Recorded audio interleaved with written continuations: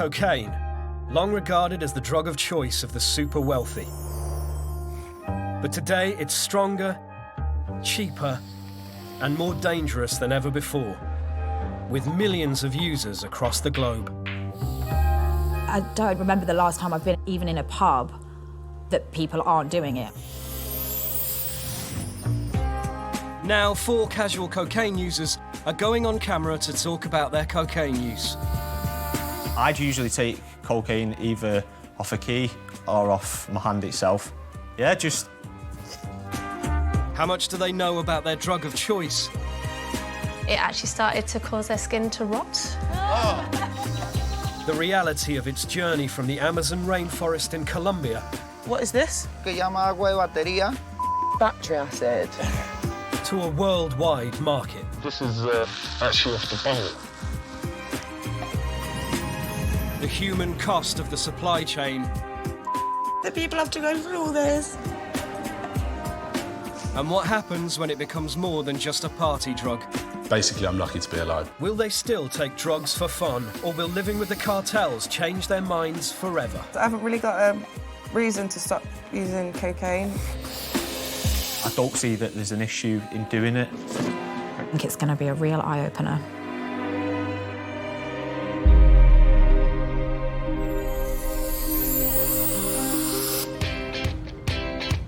Despite it being an illegal drug, cocaine production is at its highest rate in history.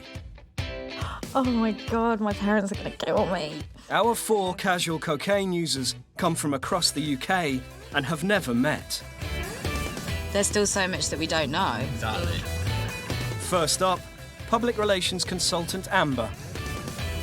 It's a pick-me-up. Makes you more alert, makes you more aware of what's going on, sobers you up a little bit if you've had too much to drink.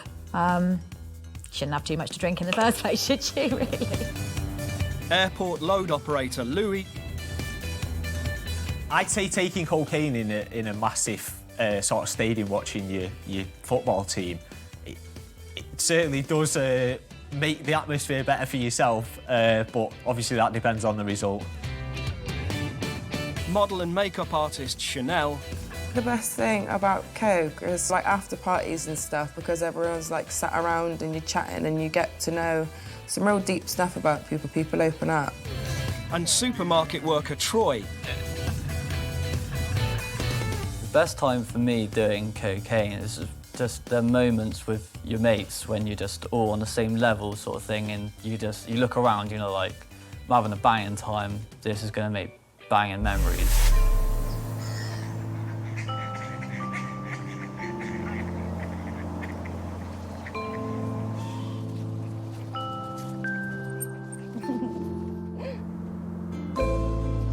Amber is a 27-year-old public school-educated art history graduate. I suppose it's quite a privileged upbringing. I was very lucky to have a private education from the age of 8. Yeah, it's a nice area to live in. I suppose quite well-to-do, I guess. Amber lives with her mum, Gail.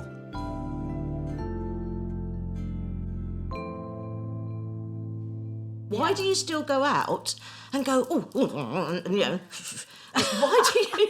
why do you do that when you know, I don't know. That you I think it's run just the crazy the amount of people do, and the different like social classes and things. It's everywhere. My mum has always been aware. My use of cocaine, she did it when she was my age. I don't think it's anything to be ashamed of. I don't think doing drugs is anything to feel like you're a bad person because you've tried it or anything like that. Nowadays, it just seems to be so much more open. People talk about it. It doesn't have that I don't actually stigma know. I mean, I don't know attached that to they it. do. Not the way that we talk about it. I don't know anybody else who has that kind of open relationship with their parents to be able to discuss these kinds of things. I think it's good that we do because it's happening. Amber works in London, and for her, cocaine is just as much about staying up as getting high.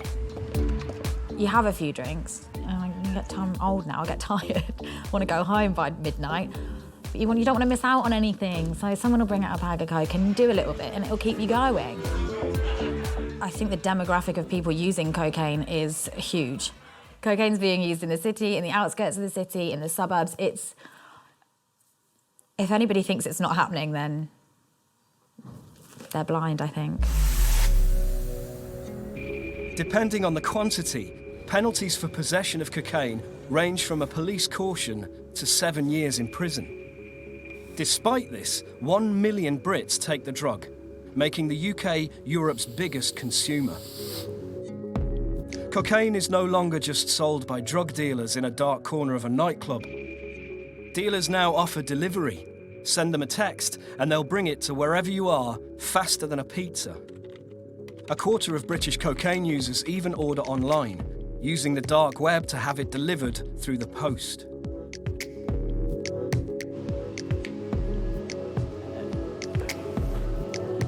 Getting hold of it in London is pretty easy. You've usually got someone with you who's got a number. Well, I live in the middle of nowhere, but surprisingly enough, it's quite easy to get coke. It depends, really. If it's a weekend, you can get it piss easy. In Manchester, it's like you can literally phone anybody or somebody might have it around you, but 5-10 minutes max, like you're waiting on it.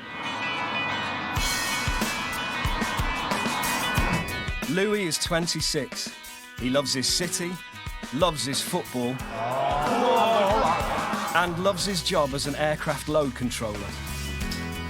My job entails dealing with the weight and balance of the aircraft, so obviously going into work is quite a serious thing for me. Especially dealing with up to 400 passengers on a flight can be quite dangerous. I'd probably say Manchester is one of the worst for cocaine. If I knew that I was on shift the next day, I'd never take it the night before, just simply because of the safety of my job. The reason I take it is to basically enhance the night. I was just getting ready for the night out in town, Manchester. See how it goes? Get in a club and just get on it, basically. Yeah, go on a Madden.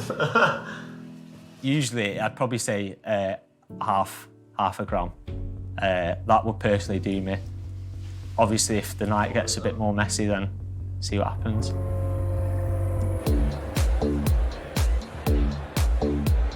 I believe if you can handle cocaine, I don't see that there's an issue in doing it. As long as you do it in moderation and everyone's aware around you that you've done it and you're safe, I don't see that there's a massive issue. Luke, don't just pull them off the line because you're going to ruin all the pegs.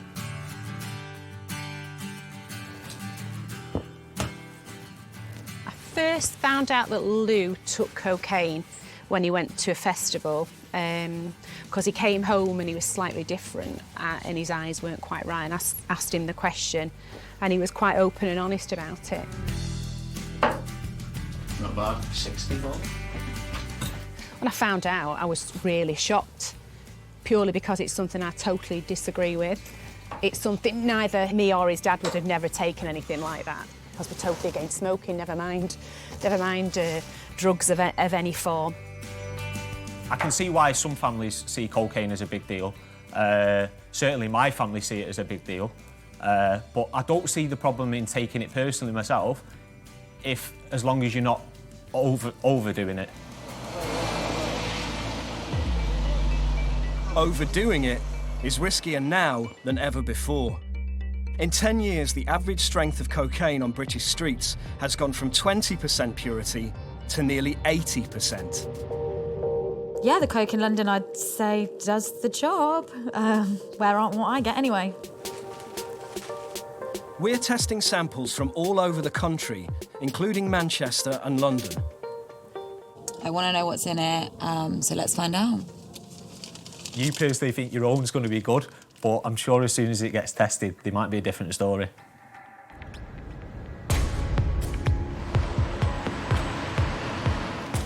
The 1 gram samples are being tested at a laboratory that carries out specialist narcotics analysis for the Home Office.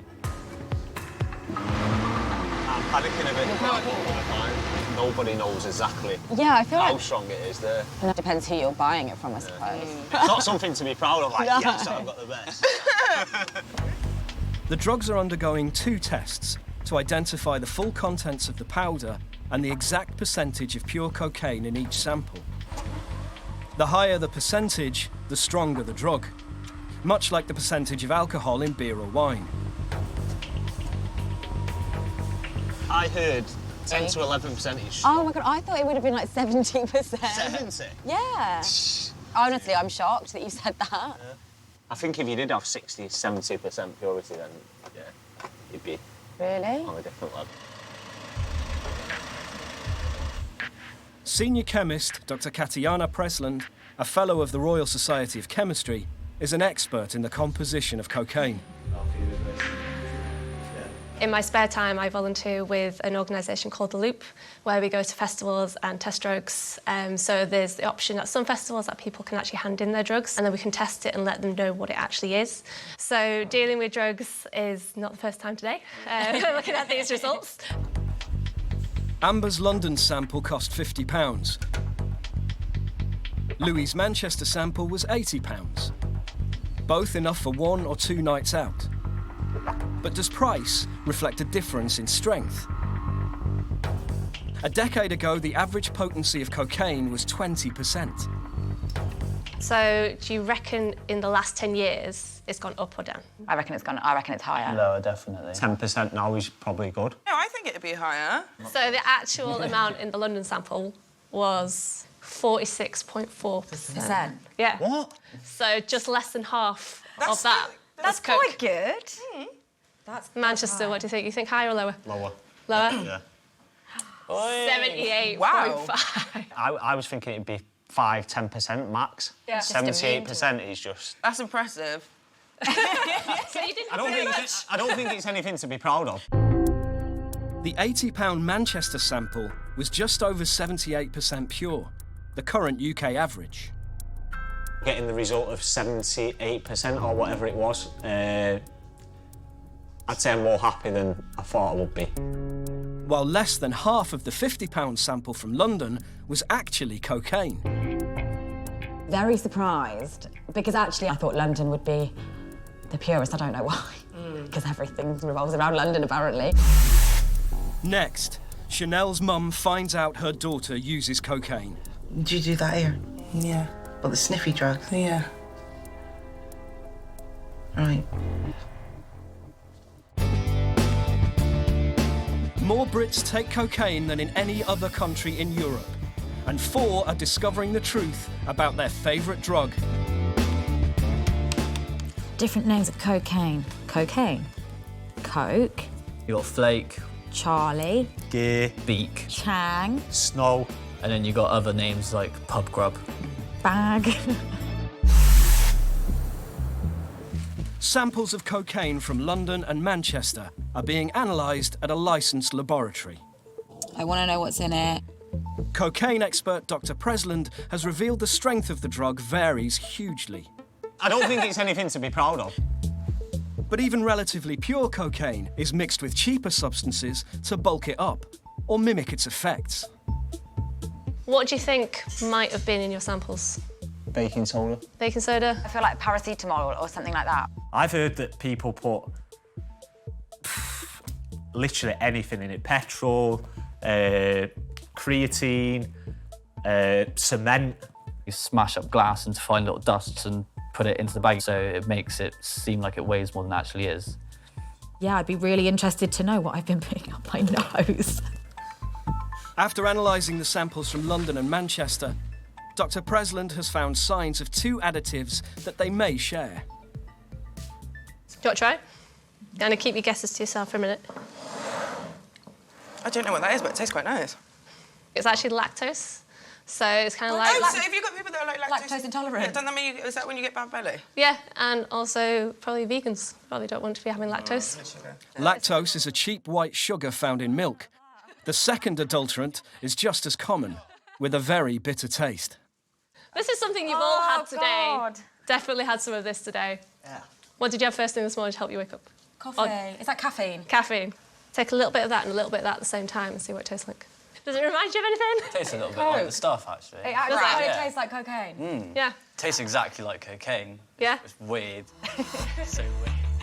While a small quantity of caffeine and lactose aren't considered harmful, Amber's London sample contained a far more alarming substance.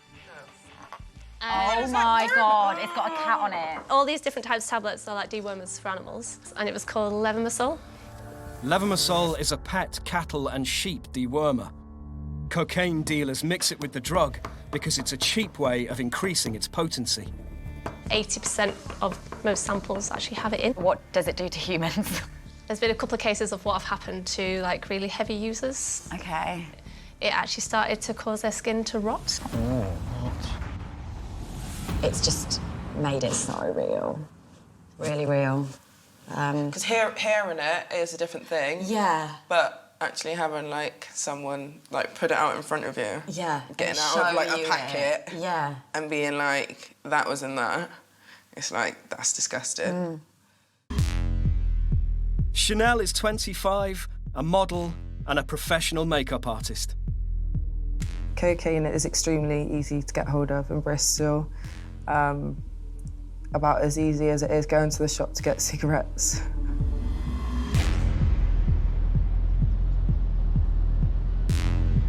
In 2017, more cocaine per person was consumed in Bristol than in any other British city.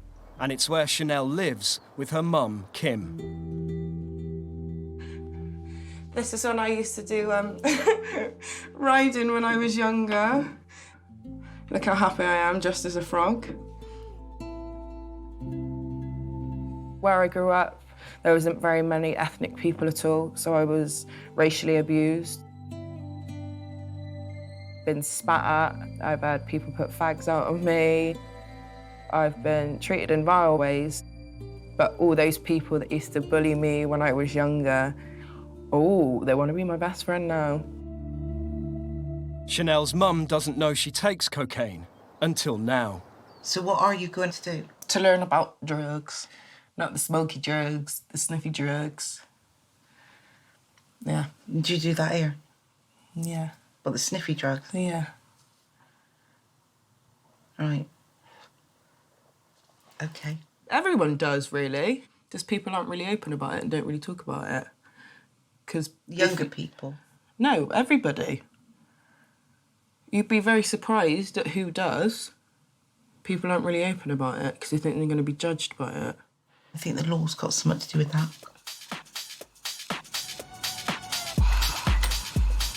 Hey, girl! Go on up.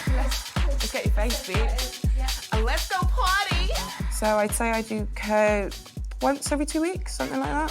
Chin chin. Oh, I can't wait for tonight. Oh, I want to get wasted. so I'd usually have about half a gram on a night out.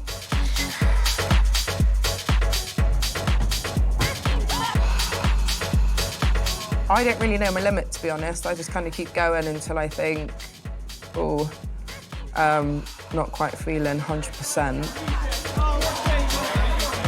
The best thing about coke, as strange as it sounds, is I've made a lot of friends through it. So, like, after parties and stuff, because everyone's, like, sat around and you're chatting and you get to know some real deep stuff about people. People open up.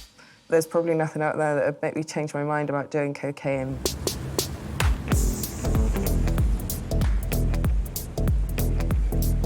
With cocaine getting stronger, more and more people are showing up in hospital with problems from taking it. Cocaine-related admissions have gone up nearly 140% in the last 5 years. London South Bank University has a whole department researching the harms of drug misuse on society and the effect on the human body. Probably takes between 5 to 10 minutes to properly kick in. It makes me a lot more out there, It's a pick-me-up. Feel really chatty.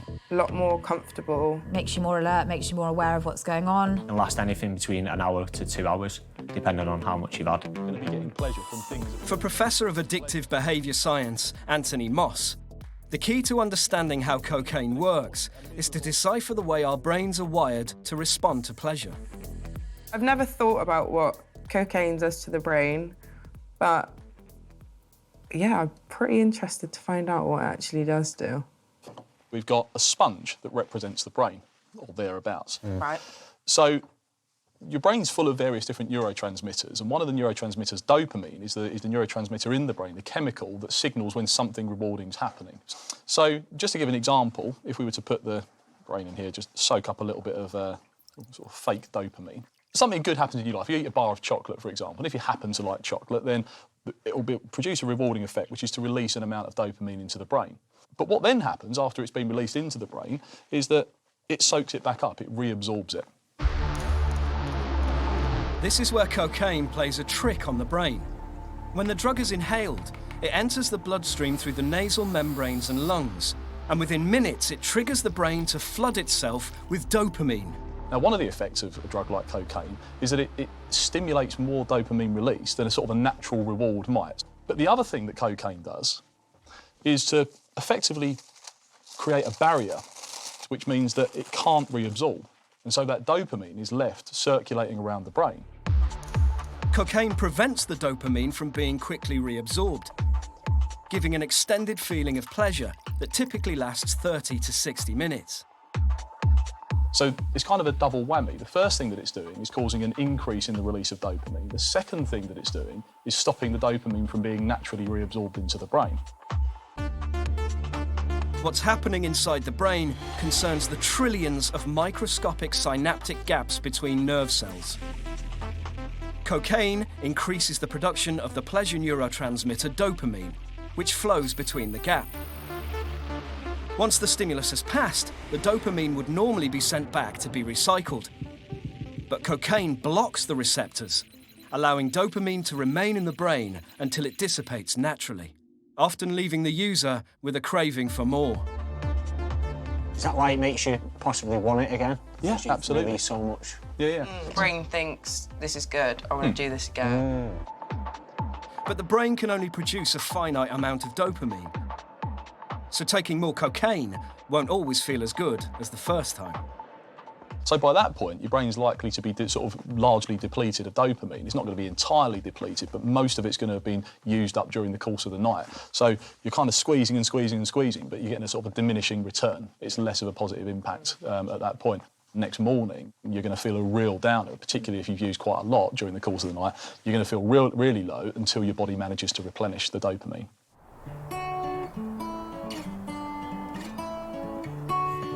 "20-year-old Troy comes from a quiet country village in Somerset. There's a minute transmitter. Troy works in a supermarket and lives with his mum, Emma. Have you got any overtime this week? I'm going to be doing 13-hour shifts on Friday and Saturday. That's good though. But Think all the money you'll be getting. yeah, exactly.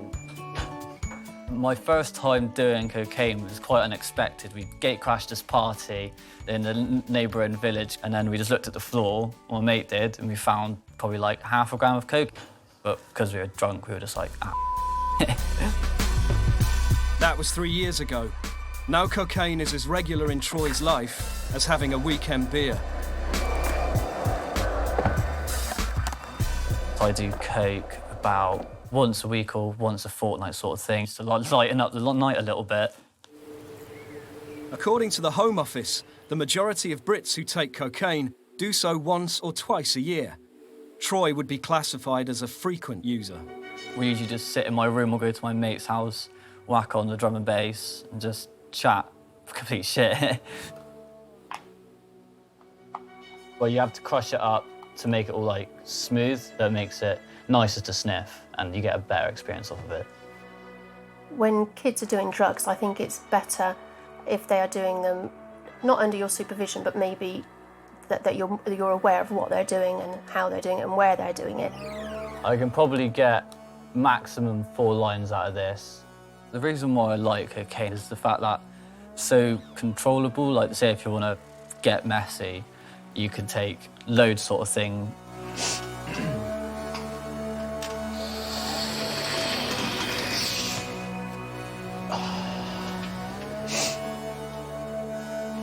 In moderation, cocaine is great. Cocaine is absolutely fine to do. But what does getting messy in your bedroom do to your heart? If I do a lot, you still get heart fluctuations, like palpitations, which isn't good at all.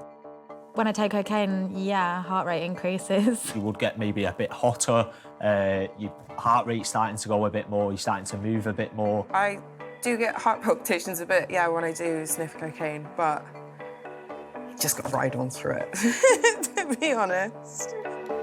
A heart rate monitor reveals that taking cocaine increases the heart rate significantly, even while sat down. The interesting point I want to draw your attention to here, your heart rate shoots right up and hits a peak of just below 120. So that's a 50% increase, and that happens in the space of just under 2 minutes. When relaxed, the arteries around the heart are a healthy round circle, allowing blood to flow freely around the body. When cocaine enters the bloodstream, the arteries go into spasm, changing them to a tight, constricted shape. This impedes normal blood flow, forcing the heart to pump harder, increasing heart rate and blood pressure. Repeated use over time can weaken the arteries, and in worst-case scenario, can halt the blood flow altogether. This causes the platelets in the blood to clot, leading to a heart attack. In effect, your body's getting into a kind of a ready state of alert. That's a sort of a stress state on your body. It's putting your body under stress when you're in that situation. And essentially what cocaine's doing is replicating that sort of stressful experience. And as we saw, looking at the increase in your heart rate, it happens in a really short space of time, from the point that you take the drug to the point that your heart rate reaches quite a high point. Just one line of cocaine can instantly raise the heart rate, sometimes to alarming levels. Quite scary, really. It's crazy, isn't it? Yeah, isn't it? Really. And that was only a little bit of cocaine. Like, what would a big bit do? Next, the truth about drugs on the streets of Colombia, the #1 source of Britain's cocaine. So how much would, say, like a gram of cocaine cost? That would be like £7. Wow. Is it good cocaine? Okay, we're being offered it right now. Police wandering about everywhere, but nobody seems to give a shit.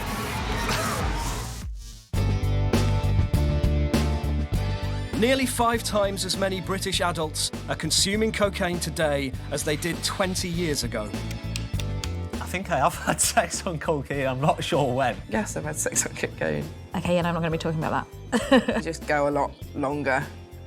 A lot longer. But the downside, I might not be able to get it up. It gets a little bit flaccid. You last far too long. Nearly 30 tons of cocaine are smuggled into Britain every year, with a street value of between £2 and £3 billion. Most of it from one country, Colombia. In 2017, this South American country produced nearly 1,400 tons of cocaine. Almost a third of Colombia is in the Amazon rainforest, where the humid conditions are perfect for growing the coca plant, whose leaves are the base ingredient of all cocaine, making it the centre of world production. Guys, we're going to Colombia. These casual cocaine users are travelling to Colombia, the source of their supply, to investigate the impact of their drug taking. I think once we go over to Colombia and actually ask the people there what it's like to live among so much cocaine and seeing what they have to say, it's going to be an eye-opener. God, it's going to be good, isn't it? Here's my little case. 2 weeks in Colombia.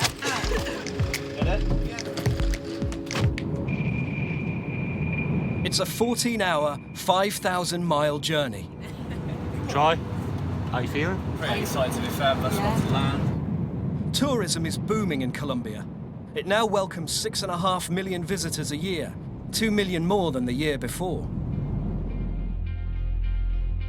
Amber, Louis, Troy and Chanel are heading to the city of Medellin in the northwest of Colombia. Internationally known as the epicenter of their cocaine trade.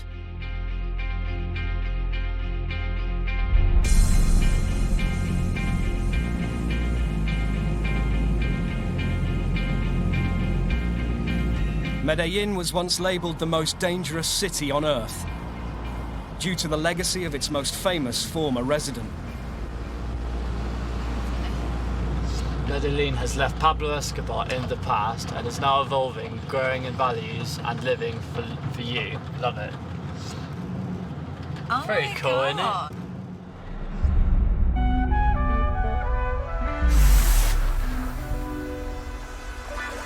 Pablo Escobar, the godfather of cocaine.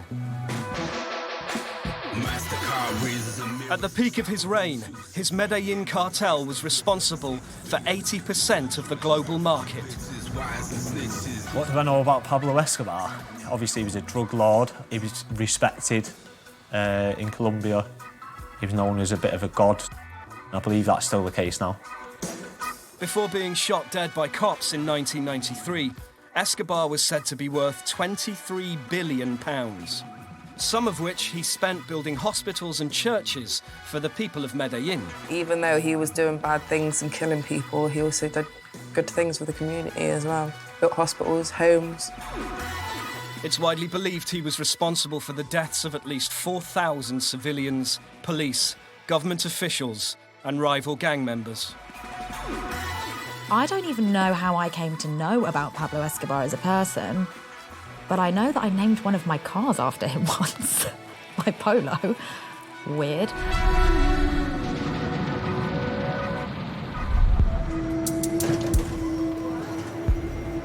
By the late 1980s, Escobar controlled 80% of the cocaine entering Britain, creating a demand that lingers today. Oh yeah, look at this Pablo Escobar shirt.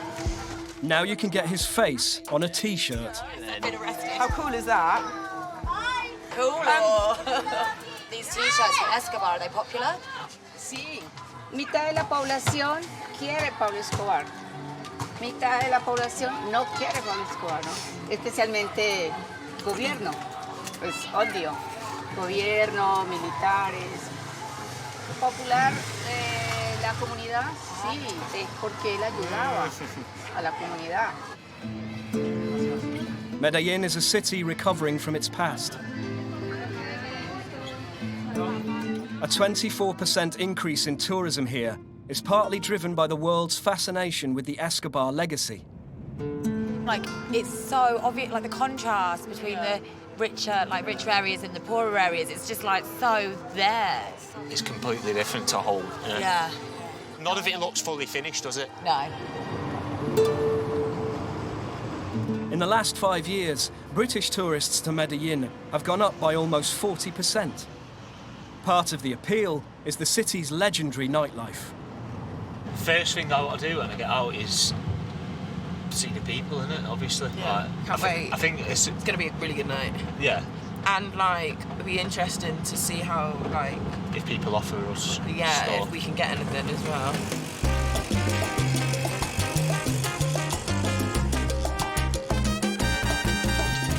For 25 years, it was legal to carry up to a gram of cocaine here. But in 2018, Ivan Duque, the new Colombian president, banned possession completely. But in practice, is it still easy to get hold of?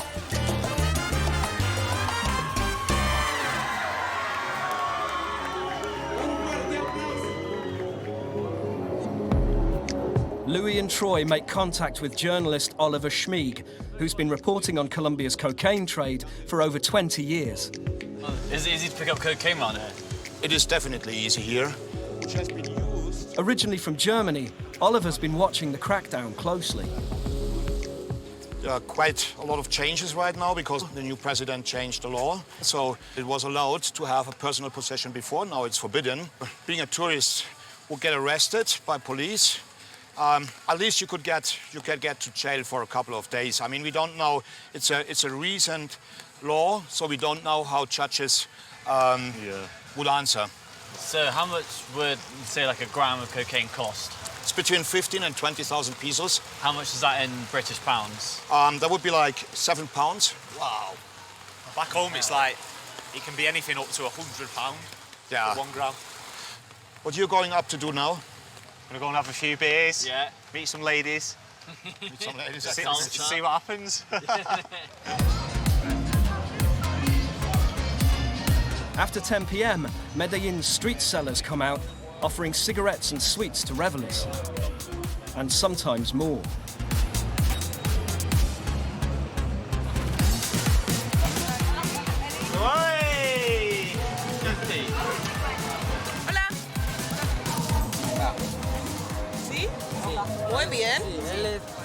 we're being offered a pineapple. A short distance away, another local has cocaine for sale. Is it good cocaine? He was offering it as well. Yeah. He had it. They offered us some marijuana and cocaine. Yeah. But everywhere you go, it's like marijuana, cocaine. It's like a common thing to do, isn't it? Yeah. Every street corner, you only need to walk 10 metres, 15 metres, and you probably get offered something. Police wandering about everywhere, but nobody seems to give a shit.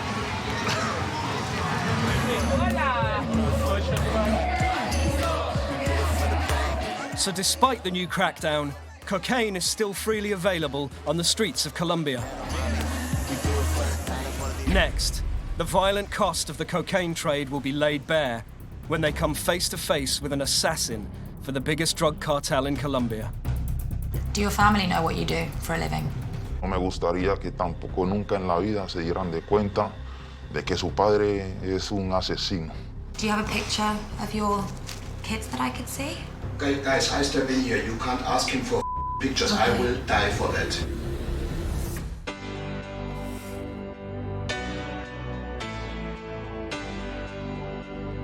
Four casual cocaine users are in Colombia, where the drug cartels are producing more cocaine than ever before.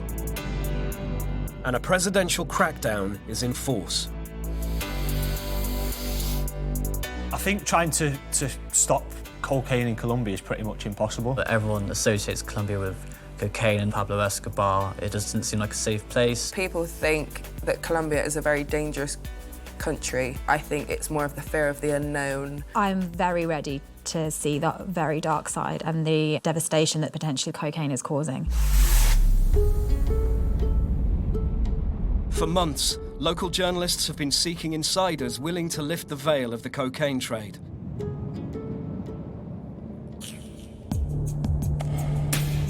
One individual has now come forward. A contract killer known here as a sicario, who's prepared to meet two of the British tourists.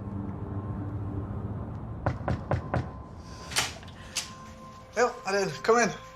First, expat security attachment Gordon must run through tonight's protocol.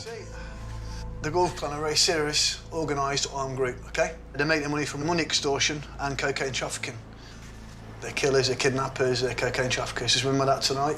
Don't get complacent with who you're speaking to. The Gulf Clan are the most powerful cartel in Colombia. It's estimated they're responsible for over 40% of the cocaine on British streets. It's likely Amber and Louis will have consumed Gulf Clan cocaine. If any time you feel the atmospherics in a room could be an issue, I'll give you a code word. The code will be, let's go for a beer. So that'll mean we're going to extract immediately out of the room. I'll have the vehicles waiting outside and we'll get in the vehicles and go. OK, perfect. Let's go. Sweet.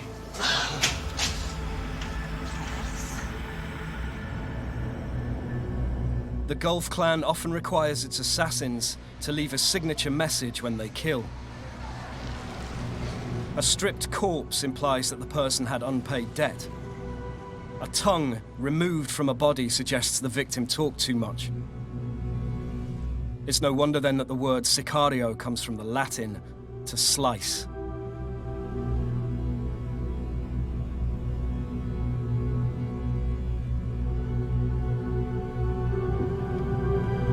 I'm nervous, to be fair. Yeah, I'm starting to feel a little bit on edge now. This guy could turn up and just Do you reckon pop he'll us be both, armed? to be fair. Obviously, we got the briefing, but a briefing's not going to help if someone's putting a gun to your head. Do you know what I mean? Dodgy, isn't it? Should we go?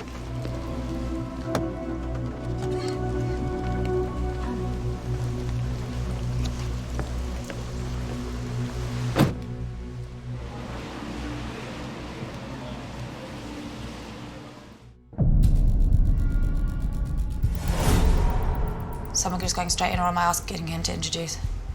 Yeah, ask him who he is. So, who are you and what do you do for a living? Ella te pregunta, ¿quién eres o qué te ganas la vida? Soy sicario. Me gano la vida matando a sueldo. How does your boss tell you who to kill and when?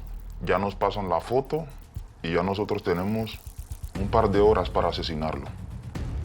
2 personas, siempre andamos en moto. El que va atrás es el que va a dar el golpe. Do your family know what you do for a living? No me gustaría que tampoco nunca en la vida se dieran de cuenta de que su padre es un asesino. Me da tristeza y vergüenza.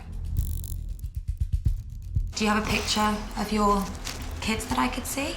Okay, guys, I step in here. You can't ask him for pictures. I will die for that. Okay, don't worry. I'll be dead for that. Okay, don't worry. The team's local guide, Oliver, who set the meeting up, makes it clear Amber has crossed the line. He will be dead, and I will be dead as well. Is he swearing and stuff? What, Oliver? Yeah. He's terrified. He's fucking terrified. Do you think? Because if he gets found out, he gets killed as well. His wife will get killed as well. Like, it's everybody. He's just put his fucking life on the line. Seriously put his life on the line to speak to us. It's not just getting caught by police that concerns the Sicario, it's his own bosses. Would you be in trouble if anybody found out you were here? Me matarían. La organización se da de cuenta de que yo, como trabajador activo, estoy dando revelaciones de quiénes somos nosotros. Me quitarían la vida inmediatamente. Does the Gold Clan run Colombia? Total. How did you get involved in working with the gang? Were you a hitman straight away, or did you do another job within the gang to begin with? Me involucraron. Me invitaron, estaba desempleado. Me invitaron a trabajar, me llevaron con engaños para una finca. Cuando yo llegué, me dieron un fusil 5.47 y me dijeron que ya hacía parte de la fila, de la organización, ya no pude hacer nada. Would it be possible to leave? What would happen if you did leave? Pues es muy difícil salir de ahí. Han matado muchos compañeros por eso. Habría que escapar. Habría que escapar por unos años. In a way, it's hard to say, but I do feel sorry for you because obviously you didn't want to do it and you was kind of put in the situation and they've give you a gun and basically said you have to do it. How do you feel about that? Me siento como un estúpido. Me siento mal. What are your hopes for the future of Colombia? Yo veo esto malo. Yo esto cada vez lo veo peor. Guerra. Un futuro. Un futuro no lo veo. En Colombia no lo veo. Paz no la veo. Paz no.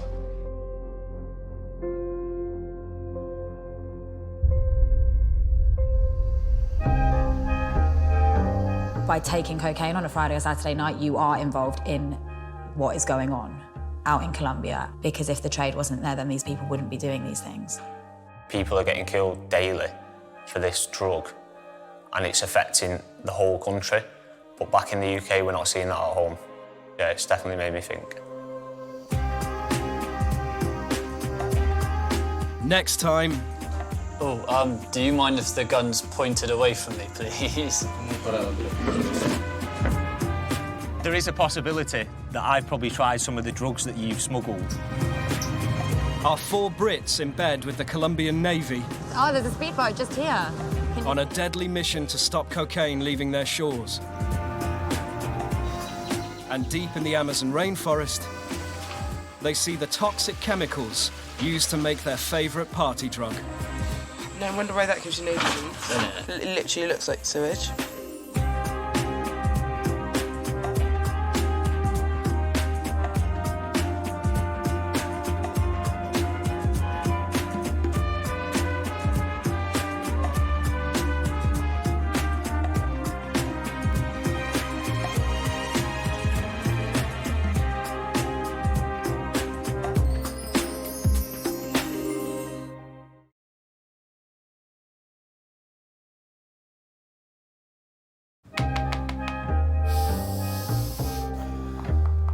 Cocaine, long regarded as the drug of choice of the super wealthy. But today it's stronger, cheaper, and more dangerous than ever before, with millions of users across the globe.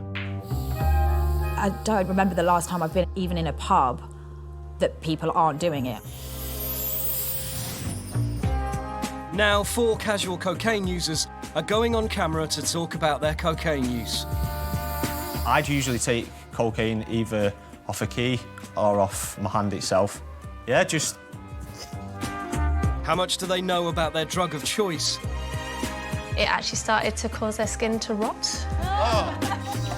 The reality of its journey from the Amazon rainforest in Colombia. What is this? Que llama agua de batería. Battery acid. To a worldwide market. This is actually off the boat. The human cost of the supply chain. The people have to go through all this. And what happens when it becomes more than just a party drug?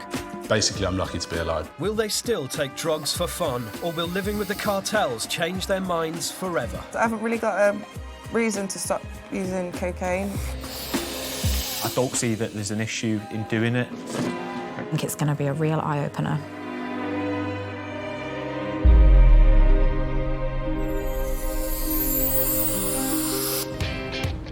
Despite it being an illegal drug, cocaine production is at its highest rate in history. Is this going to be my interrogation chair? Our 4 cocaine users come from across the UK, have never met, and are on a potentially dangerous journey across Colombia to discover everything they don't know about the drug. First up, public relations consultant Amber. When I take cocaine, it's energy, isn't it? It's just like a coffee. Airport load operator Louis. I think the difference in quality between cocaine in the UK and Colombia is probably like the difference between a Ford and a Ferrari. Model and makeup artist Chanel. I don't need cocaine to make my night better, it just means that I can just last a lot longer. If I don't sniff cocaine, I'll be going home at 3 in the morning. If I do sniff it, I'll be going home the next day. And supermarket worker Troy. The best thing about cocaine is just how easy it is to get hold of, and everyone does it sort of thing. It's like the norm to do cocaine on a night out. Tests have already revealed what's in the cocaine they're snorting. All these different types of tablets are like dewormers for animals. Oh my God, it's got a cat on it. And how a single line can affect the heart. Your heart rate shoots right up. But now they're in Colombia, the main source of the world's cocaine. To understand the real cost of their drug taking. Do your family know what you do for a living? No me gustaría que tampoco nunca en la vida se dieran de cuenta de que su padre es un asesino. Me da tristeza y vergüenza.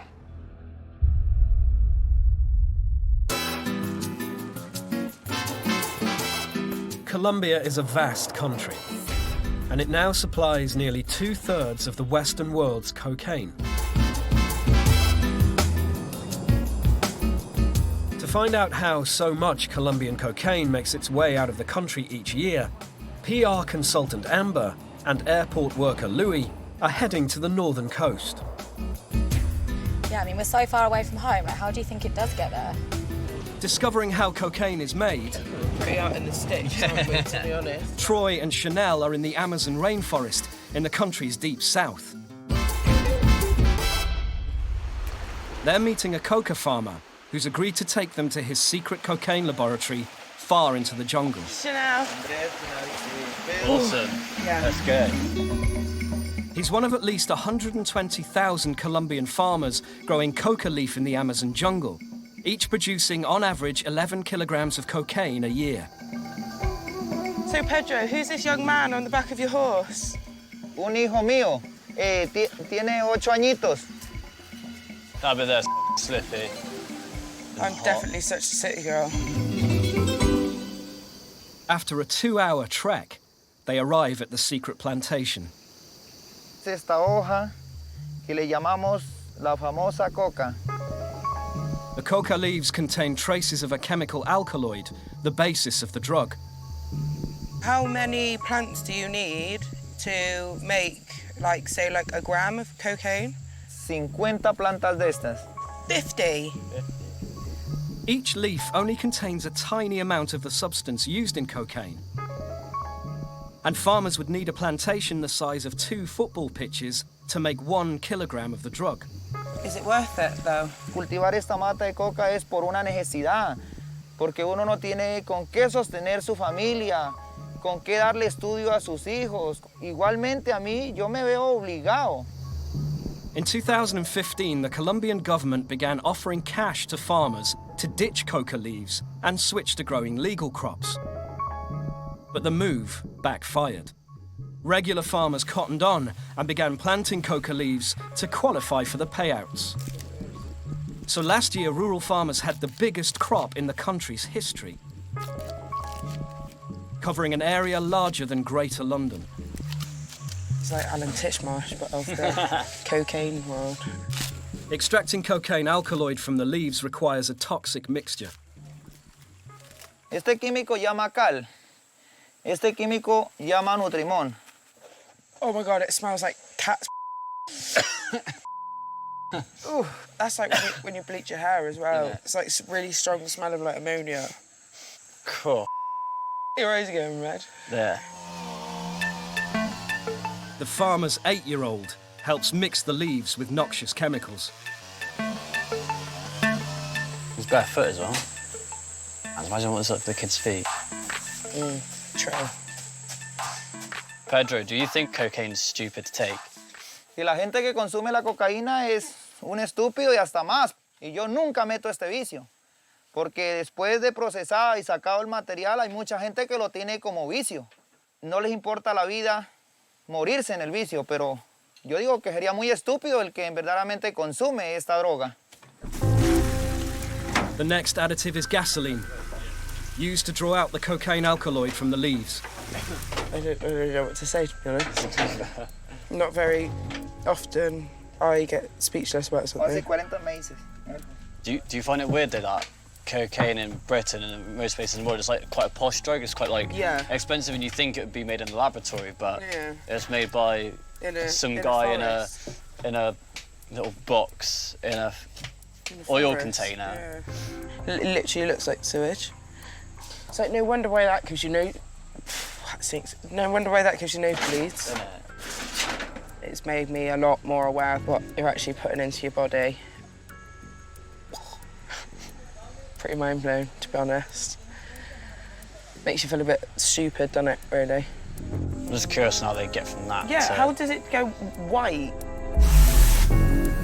Next, on board with the Colombian Navy, patrolling the Caribbean Sea for cocaine smugglers. Oh, there's a speedboat just here. Can you see? Camera's down, the camera's down. Britain is now the cocaine capital of Europe.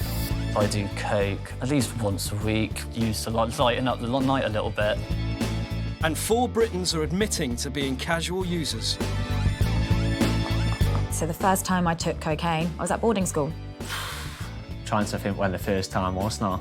We were all drinking, smoking, as you do at that age, and someone brought out a bag of cocaine. I think I was around 17, 18, and I didn't even think 1 second of what I was doing. So in the same way that you have your first drink or you have your first cigarette, I had my first line of coke. I was 13 when I first tried cocaine. It was just, I'll try it, my mates are trying it, let's have a go. And yeah, it did end up being a good time, to be honest. Our 4 are in Colombia, where the vast majority of the world's cocaine comes from. In the south, Troy and Chanel are discovering how primitive and toxic its production is. No wonder why that gives you nosebleeds. It seems a far cry from the clean white powder they are partying on in the UK. What is this? Esto es agua. Aquí en este tambor yo le zampo, como son 3 arrobas de hoja, le zampo 3 tazadas de agua. Le echo este tarro que llama agua de batería. Nosotros llamamos como ácido. You put battery acid in there. Oh my God. I thought that stuff there was bad. Nah. When you whacked out the old battery acid bottle, I was just like, hey, wait a second, because I thought the gasoline was bad enough, but when he added that in, I was just like, Jesus Christ. Pedro is siphoning off the cocaine-infused water from the bottom of the barrel. If he's caught, he faces 20 years in prison. Last year, the authorities destroyed over 4,000 labs like Pedro's. Less than 4% of the estimated total. How much do you reckon you'll get out of what you've done today? Hacer 3 arrobas de hoja, tengo que sacar 90 gramos de mercancía. How much will you get for this? Con 90 gramos de mercancía valen 180,000 pesos. 45. You are 45 quid. So- you know how much we pay for a gram at home? No. Per gram, it's £100. Ah, fuéramos ricos. For every £100 spent on cocaine internationally, farmers like Pedro receive less than 50 pence. The rest of the money will go to the cartel, smugglers and dealers. It's very confusing. You don't really know what to think and like where you stand and stuff because, yeah, it's painting a bigger picture than just something that's just black and white. Pedro is leading Troy and Chanel to his family home. Literally boiling hot. He cooks his cocaine base on the same stove they make the family dinner on. Esta es la coca, vea. This brown liquid will eventually become 90 grams of cocaine, worth up to £9,000 on the streets of Europe. Tastes like exactly like it, yeah. My mouth is numb.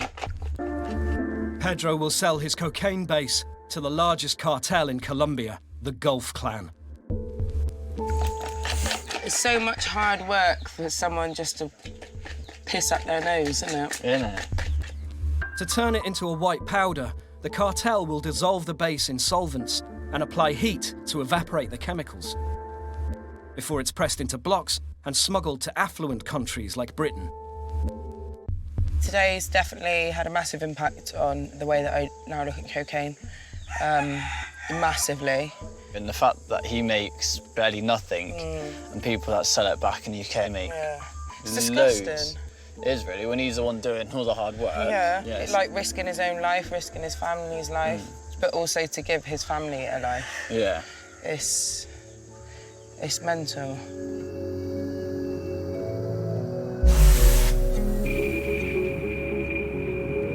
Amber and Louis have arrived in Turbo, a port town on the Caribbean coast in the far north of Colombia. What, the trains? It is here in Turbo that cocaine leaves the country via a major international supply route. I think meeting people in the cocaine industry out in Colombia, I don't think they're going to be bad people. I think the majority of them will be doing it for survival. I never like to judge people on what they do or on face value. It's always interesting to find out why, because everyone has a story. The powerful Gulf Clan controls many of the international routes. Louis is meeting a member of the cartel who uses a speedboat to transport cocaine. Give us a hug. I'll see you when I see you. later. Good luck. In an attempt to outsmart the authorities, Colombian traffickers are increasingly stashing cocaine in container ships. It's a tactic that is proving highly effective. It's just interesting, obviously sat in the middle of nowhere, that people do actually export cocaine from this very place back to the UK. It's just mind-blowing, really. It's a big, big ocean. I do feel a comfort zone, yeah. You never know who's going to turn up, who they're going to be.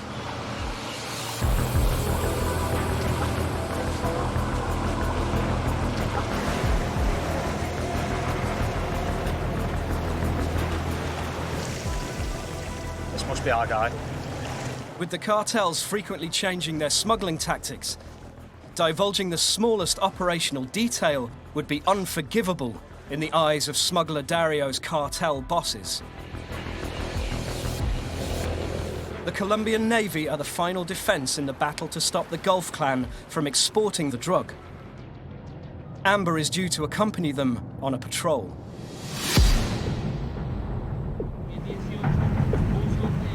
In late 2017, officers here captured 13 tons of pure cocaine in a single day, the largest haul in the country's history. It was hidden in hundreds of boxes of bananas, one of Colombia's main legal exports.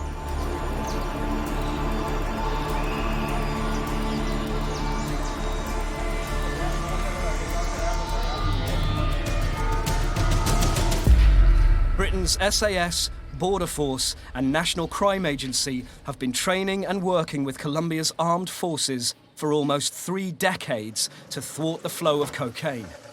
Hola. Hola. Buenos días. Buenos días. Sí, Amber? Morning. Coronel Paz Wisner, comandante del Batallón Fluvial de Infantería Marina número 16. The Navy has intercepted 64 metric tons of product in the last year.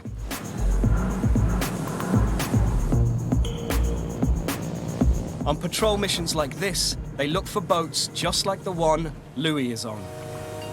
So, on a boat similar to this size, how much cocaine would you be able to fit on a... ¿Qué cantidad de cocaína puedes cargar? Una tonelada más o menos. How is it packed?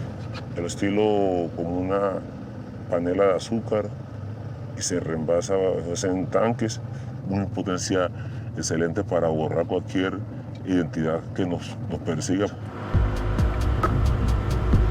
Have the police or Navy never thought of upgrading their boats to get a boat the size of yours?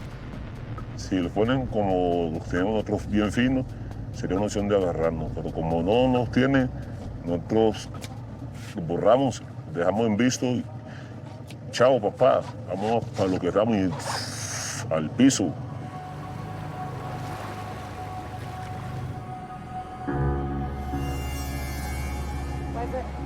Oh, there's a speedboat just here.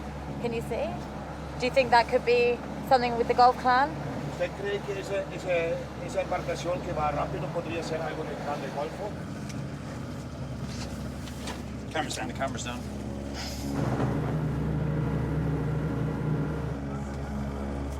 Okay, just we don't want them to see his thing. Do you want to... Cameras down, please. Cameras down. Getting cocaine out of Colombia is a dangerous task, and being seen with a camera crew raises suspicion.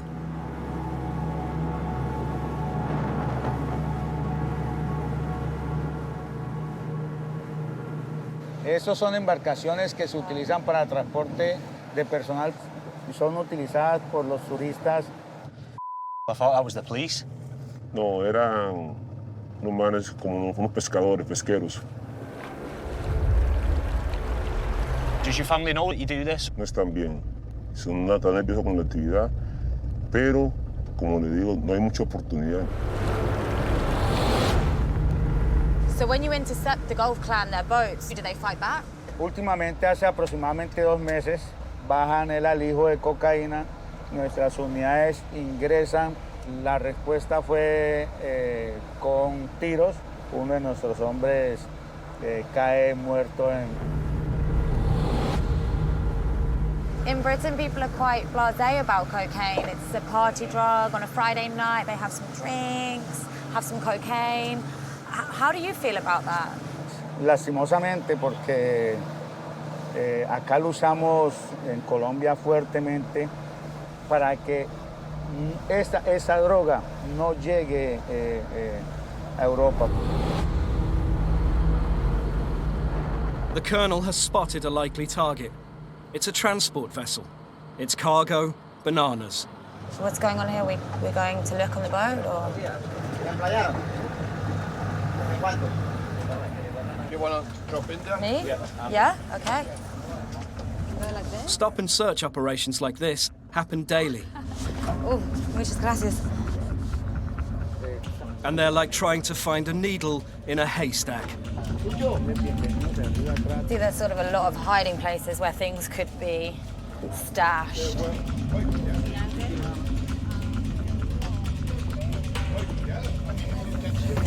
Definitely starting to get a bit of adrenaline and the nerves are going a little bit. They're looking at their documentation now, I think, to make sure they are who they say they are.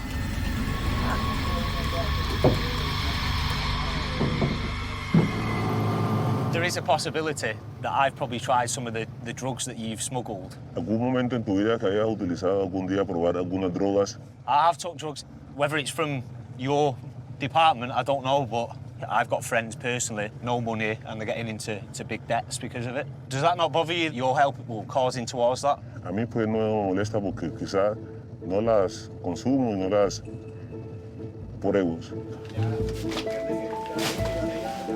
The Colonel's platoon may not have uncovered any cocaine today, but last year the combined armed forces seized 395 metric tons. Even all of the Navy guys, there's only so much you can keep an eye on.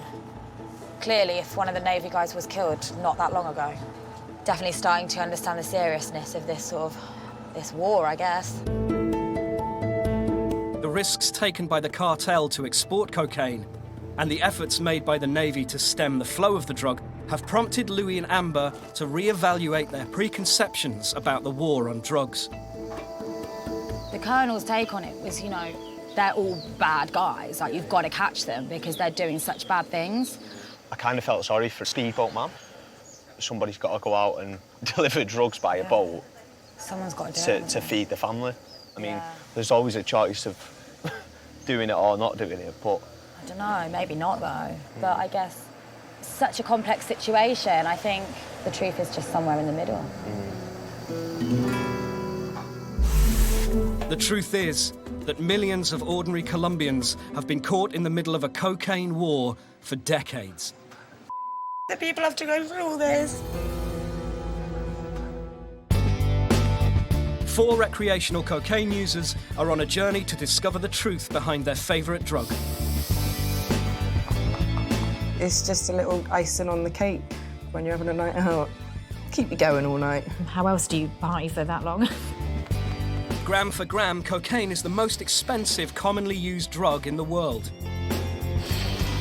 If people knew that the people that do cocaine aren't, your back alley prostitutes and your junkies and stuff like that, people would be a lot more willing and open to talk about it. So many people are doing it. Why would you not feel comfortable talking about it? People go out on the weekends and get absolutely smashed on alcohol. And is that because it's legal? I suppose that must be why it is, because it's illegal. These casual users are back in the city of Medellin, Colombia, the former home of cocaine baron Pablo Escobar, when it held the unsavory distinction of being the murder capital of the world. It's quite funny, I've never been to this place before, but I feel so at home. Yeah, I know. Everyone's so friendly. Yeah. But times have changed, and the city is enjoying tumbling crime rates and thriving tourism. Though away from the skyscrapers of downtown, cocaine gangs still loom large over Medellin's slums. Oh, yeah! Oscar Avendano runs a charity in a notorious neighborhood called Manrique, one of the cartel-controlled slums. He's taking the team off the tourist trail and into the heart of that slum. It definitely looks like the higher we're going up the mountain, the poorer it's getting by the looks of things. The Colombian cartels don't just make and sell cocaine. In 2017 alone, 70,000 men, women and children were trafficked into forced labour and many into prostitution. Is prostitution for women around these areas, is it known? Ahorita las redes de microtráfico en Medellín nomás el expendio de drogas para ofrecer los servicios sexuales.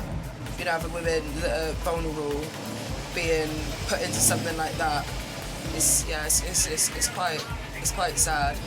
Oscar's charity works to try and keep the neighbourhood's children away from the cocaine gangs. Where is it that you're taking us exactly? Este es el barrio La Cruz. But families here live in poverty, and the gangs have plenty of cash to offer would-be recruits. Kids as young as 10 are targeted. Y donde nosotros tenemos se puedan alejar a los chicos del crimen, se puedan alejar de los espacios de consumo de drogas y demás, ¿cierto? Entonces, there is a huge sense of community here. Like, you can notice that everyone's keeping an eye out to make sure that people are safe and stuff. It's nice. You feel very safe and very welcome. You don't feel like you're not allowed to be here.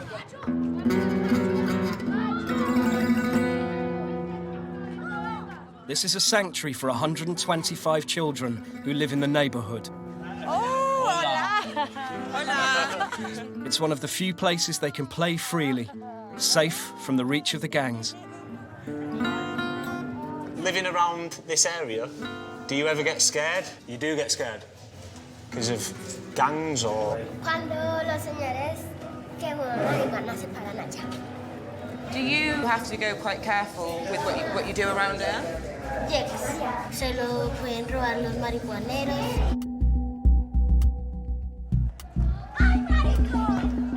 Watching over the children are two teenagers from the neighbourhood who the gangs tried but failed to recruit.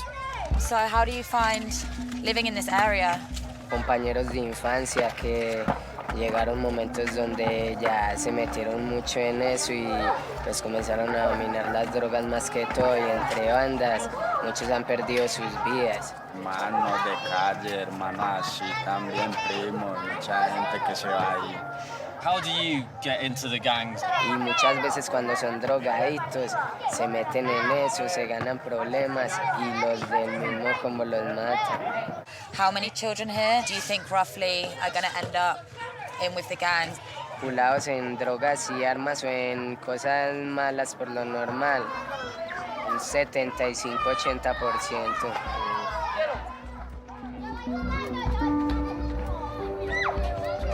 It just goes to show that cocaine is not just sniffing, having a good time. There's also this whole backstory. When you're doing it, most people wouldn't even consider. Quite upsetting sort of thing. It's just, sorry. Yeah. To know that 75% of those kids could possibly end up in the drug game, and the girls, what they could even worse potentially do, is horrific. It's horrible.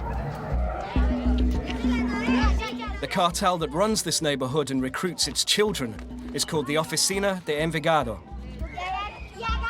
Founded as an enforcement arm of Pablo Escobar's Medellin cartel.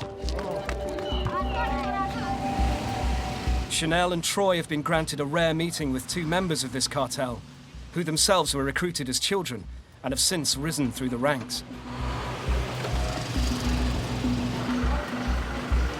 Security guard Ivan is a retired anti-narcotics agent who has seen how the Oficina de Envigado use cocaine cash to fund their brutal operation.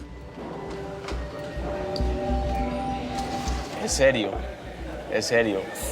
Secuestra, asesina, roba, extorsiona. Todo lo que tiene que ver con delitos lo hacen ellos, entonces no deja de ser riesgoso.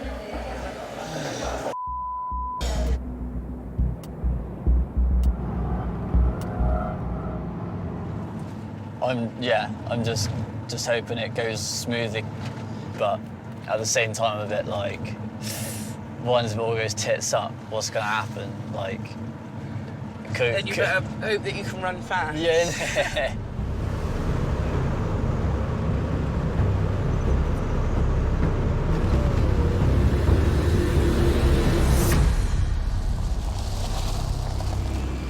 Troy will talk to a high-ranking cartel leader, while Chanel will meet with one of their assassins. ¿Quiere conocer al sicario? Sí, no me acuerdo. Well, that's right. Is she coming over? Do I go over? I think you can go. Hello. Chanel. Me llamo Chanel. Me llamo Ariel. Having seen the children in the sanctuary, Chanel wants to know how young the assassin was when she was forced into a life of crime. How long have you been doing this? Desde los 15 años. Tengo 39. Me gusta la droga, me gusta todo. Wow. Me encanta la loquera, a pesar de que no soy muy niña, pero desde los 15 años me encantó ser loca de todo. A mí búsqueme para lo que sea.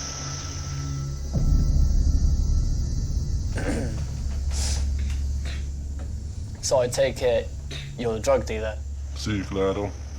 Yo me dedico a eso, yo soy el que mando todo eso por acá.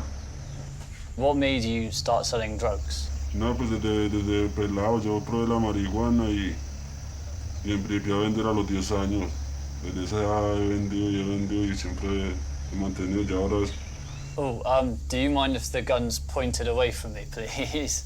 Bit nervous. Para otro lado, por favor. Me tiene un poco nervioso. Gracias. So how pure is the cocaine? Esto es pura, eso viene raspado, triturado de la mata y de la mata ya sale pura. Eso no tiene ninguna liga ni tiene nada, tiene puro. When was the last time that you took a hit out on someone? Hace 8 días. Maté un man porque no la hizo. Lo picamos y lo echamos a una bolsa y lo tiramos por el río y chao. Nunca más lo vuelven a ver. Have you taken out anyone that you've been like close to before, or like family or anything? Sí, un primo. Me tocó matarlo si no me pelaban a mí.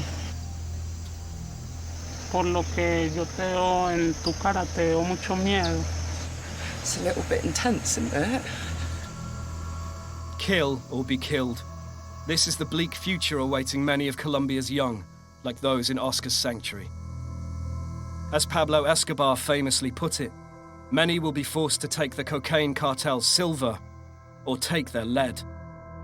In the last 6 decades, nearly 18,000 children have been recruited to fight in the cocaine wars. Do you ever get caught up in gang wars? Sí, claro, pues ahora últimamente nos estamos dando con el plan del Golfo. Nos vamos dando plomo por todo eso porque ellos quieren coger ese territorio y nosotros no. Cae todos los días, así, día por medio, cada 8 días y así. Scary stuff. Are there any rules to being a hit woman? No me importa. He matado mujeres embarazadas. Sí, y hombres. A mí me encanta matar. Es un gana dinero y gana una droga y gana de todo. But then also, I guess you got a lot to lose if it all goes wrong. Pierden algo, un compañero, o la merda toda, o las armas, o la vida, uno no sabe. Voy hasta que me maten a mí. Hasta ese punto voy a estar. Y ya, no hay marcha atrás. For the children forced into this way of life, the future is bleak. When she said that she'd killed a pregnant woman, that was... What can you say, really? Obviously, it's disgusting. I wouldn't like to be in his shoes, to be honest, even though he's making loads of money and stuff, but the lifestyle he lives is pretty scary in my perspective. If there weren't cartels running the streets of Colombia, people like her wouldn't exist. She would have a completely different career route. She'd turn her pain into power instead of using it to take people's lives, for sure. But after that interview, it was a big sigh of relief. It was like, came out alive. Well happy with that.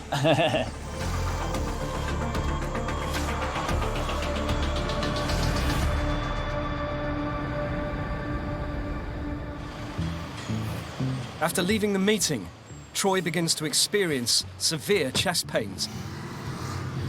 So basically, at the moment, we're off to hospital.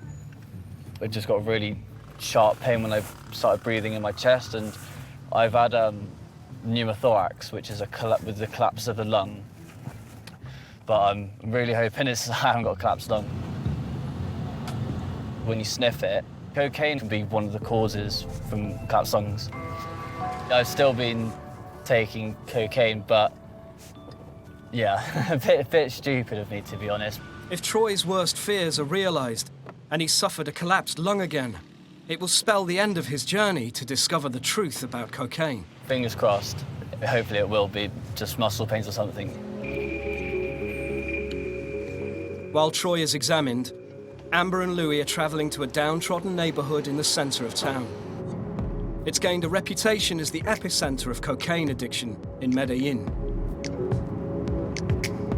We see at home people sniffing cocaine, but I think in these type of places it's not just going to be sniffing it, it's probably injecting it, smoking it. I kind of haven't thought about that whole, the addiction side of it. Yeah. I can imagine being addicted to it. They're here to meet Juan David Toro Duarte, who works as a mediator between residents and the cartel that controls this area.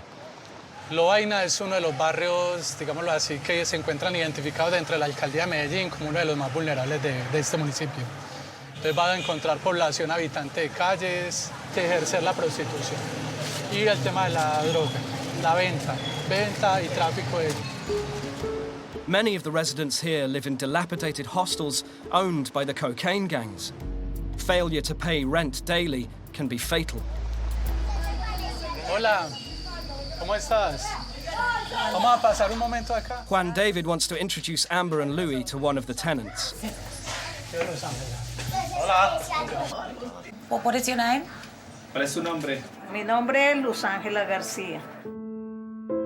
6 years ago, Luz was a wealthy business owner living in an affluent part of Medellin. But when a different cocaine gang moved into her area, she was forced to leave her possessions and life behind. No, lo que sucedió es que nosotros vivíamos bien. Ya de ahí empezamos a vivir un calvario. Must be so difficult to live in a place like this. Pues, mi amor, aquí el que no les obedece es enemigo suyo. What happens if you don't pay the rent? Me sacan los grupos armados y me tiran las cosas a la calle y lo poco mucho de ropa. It's horrible. So sorry for you. Give me a hug. The people have to go through all this. And we sit at home and we don't have any worries. Luz is just one of 7 million Colombians who've had to flee from their homes due, in part, to the cocaine trade and the global thirst for a party drug.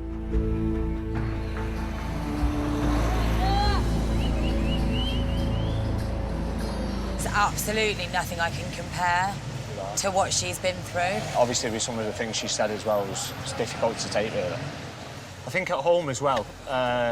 Okay, guys, sorry, we've got to go. Okay, we've got to go. Got to get in the van. Come on, go. The security team have spotted gang members too close for comfort. And Amber and Louis now realise the total power the cartel have over so many Colombian communities.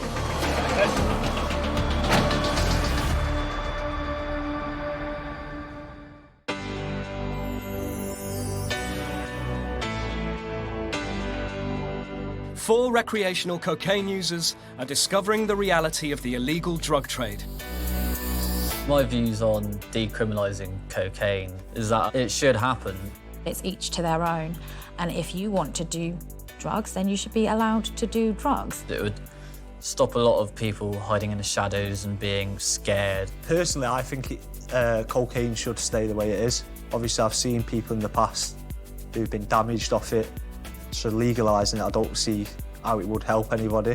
If you give someone the option, they can do it if they want to do it. You may even find that there's more people that won't want to do it because it's not as much of a taboo. Supermarket worker Troy has been in hospital with severe chest pains and is worried that his lung has collapsed. The doctor has just given him the prognosis. They said, all good, good news, nothing wrong with me. They think it's just muscle spasm. You need to have a bit of a rest, they said. The doctor asked if I'd taken any cocaine, and I said no, and he said that if I did take cocaine, that would be one of the reasons for me to have a collapsed lung, but I didn't, so that's a good sign. Troy's here. All right, mate. How are you feeling? Yeah, not bad. Oh, we've missed you. So you're all good? Yeah, I'm all good. Good to go? Good to go.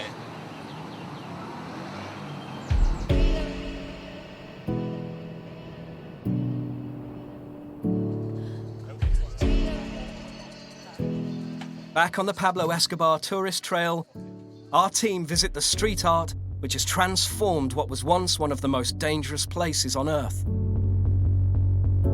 But for security guard Ivan, the violent memories are still very real. You're right, mate. Es que de la Operación Orión yo no ingresaba al barrio, yo no venía aquí. Primero, pues aquí murieron muchos compañeros, ahí murió un sargento, buen amigo.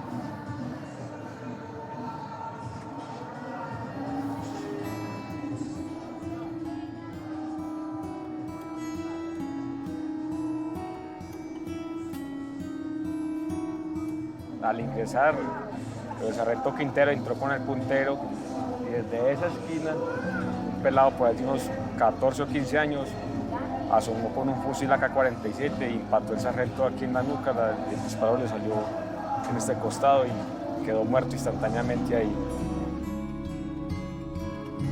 No es una palma o un árbol porque eso fue lo que plantaron ahí donde murió el sargento.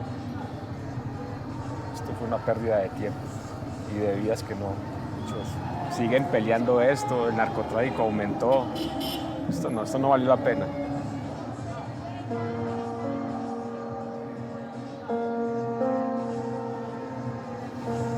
Placas de identificación nos portamos. Wow. Le voy a regalar esta placa. Consérvenla, que esa sí tiene miles de historias de guerra y de.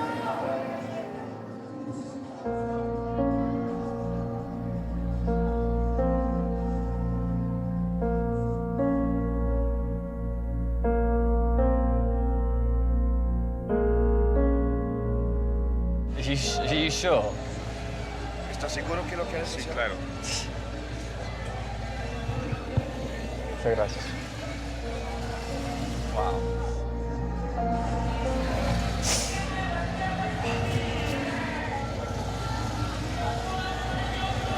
Good man. Thank you. Gracias. I'm gonna treasure it forever. I really am. It means a lot. It means a lot. When I go out and do cocaine, I wouldn't have thought about any of this in my life, sort of thing. And the fact that just cocaine has caused devastation to Ivan and loads of other people, it makes you think. It's going to make me think twice about doing cocaine.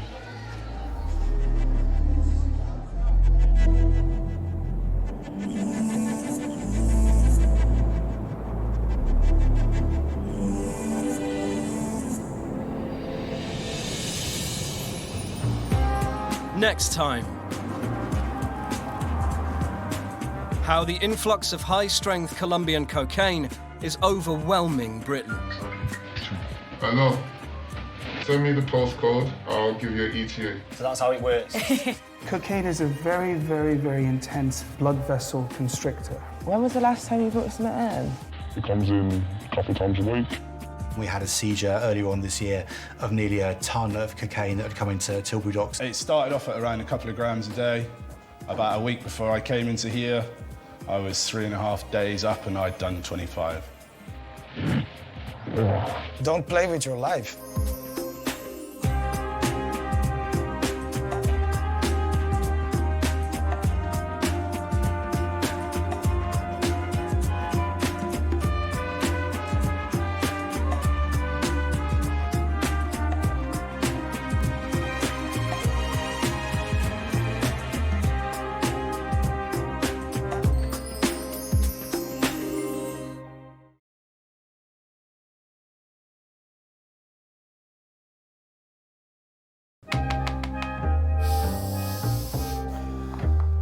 Cocaine, long regarded as the drug of choice of the super wealthy. But today it's stronger, cheaper, and more dangerous than ever before. with millions of users across the globe. I don't remember the last time I've been even in a pub that people aren't doing it. Now, 4 casual cocaine users are going on camera to talk about their cocaine use. I'd usually take cocaine either off a key or off my hand itself. Yeah, just... How much do they know about their drug of choice? It actually started to cause their skin to rot. The reality of its journey from the Amazon rainforest in Colombia. What is this? Que llama agua de batería. Battery acid. To a worldwide market. This is actually off the boat. The human cost of the supply chain. The people have to go through all this. And what happens when it becomes more than just a party drug? Basically, I'm lucky to be alive. Will they still take drugs for fun, or will living with the cartels change their minds forever? I haven't really got a reason to stop using cocaine. I don't see that there's an issue in doing it. I think it's going to be a real eye-opener.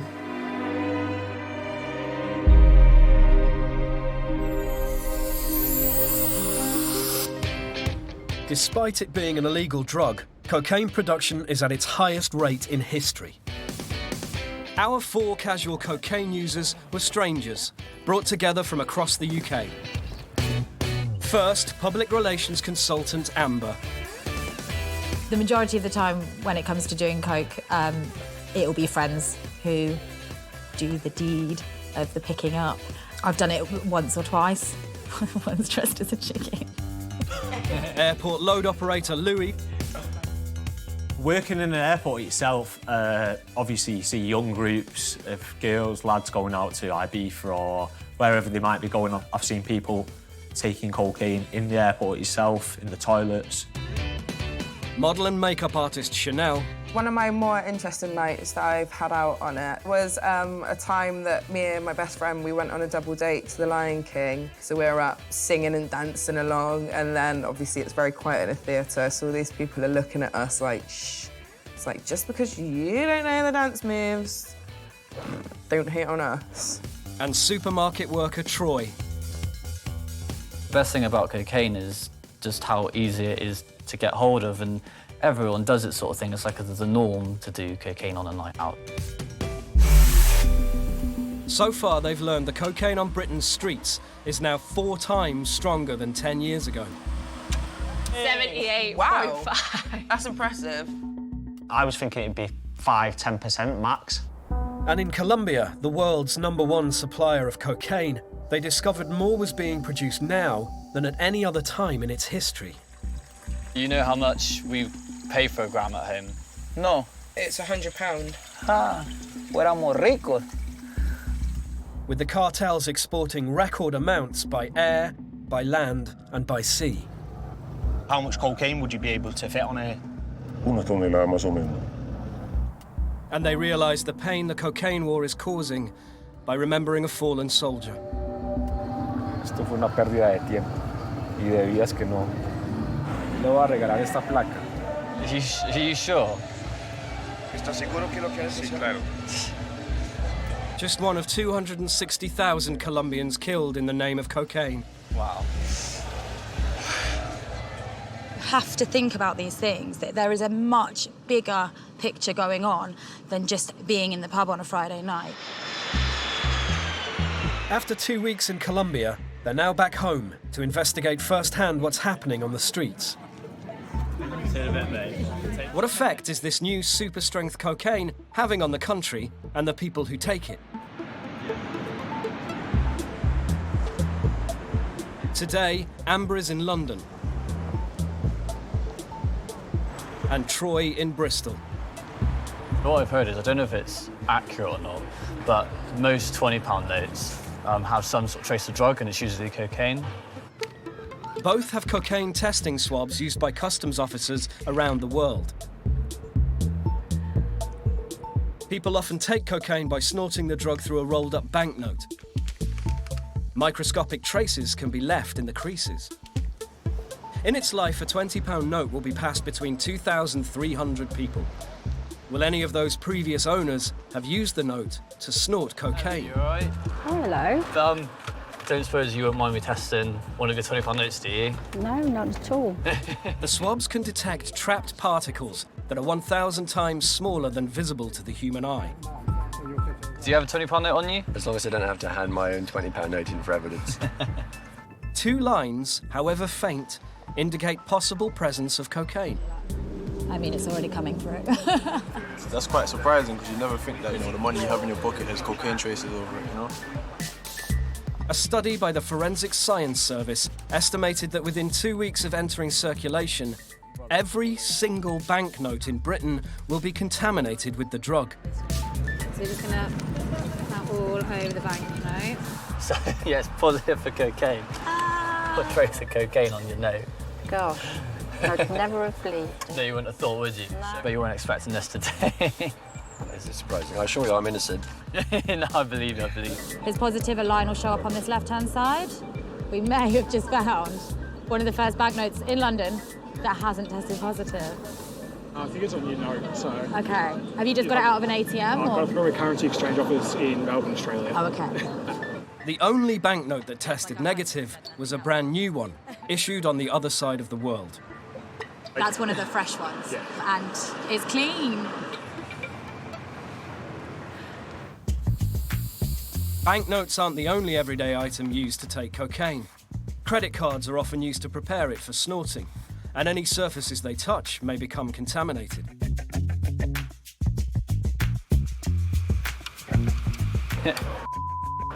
Positive.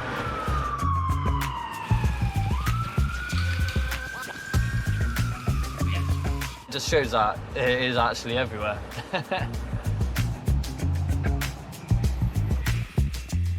38,000 people pass through London's Westminster Underground station a day. And the contactless card readers have tested positive. I am genuinely shocked.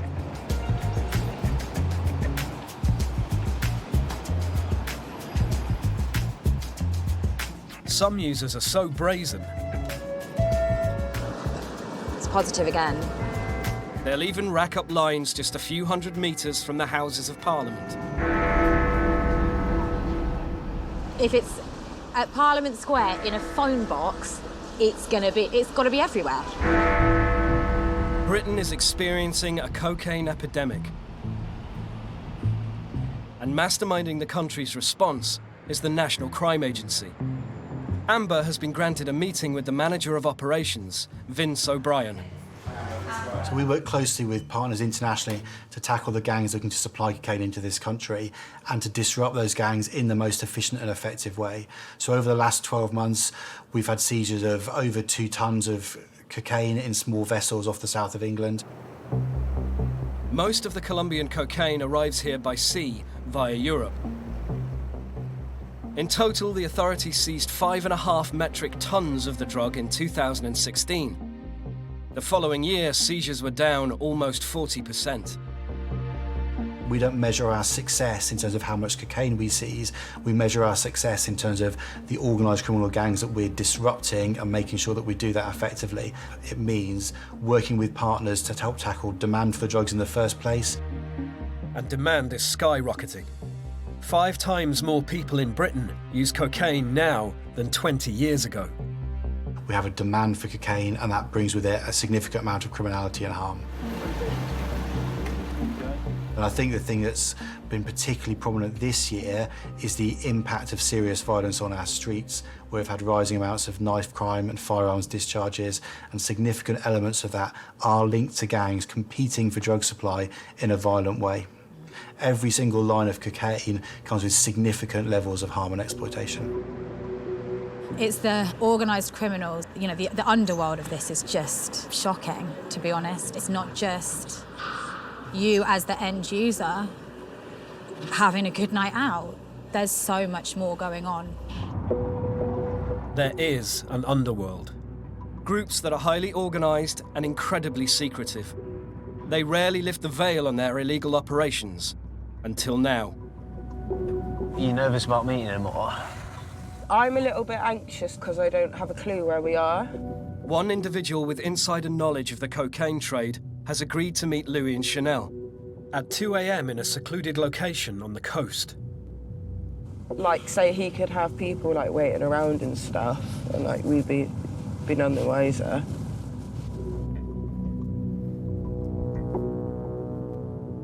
I think this is the place where... I'm actually quite nervous now.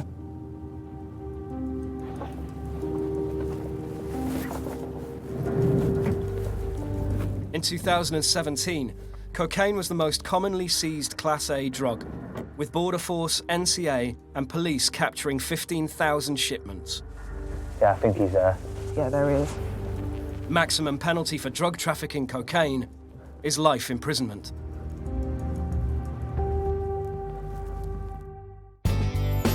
One million people in Britain use cocaine, but only 11,000 a year are prosecuted for possession. I get quite conscious about carrying cocaine around big cities like Bristol. No, I never worry about getting stopped and searched by the police, to be honest. I think if you was to get caught with cocaine on the street now, they'd probably just take it off you and say on your way. Oh God, I'm gonna get stopped all the time now, aren't I? I'm gonna get locked up and everything. Where do my girlfriends tend to hide their cocaine? Leave that one up to the imagination.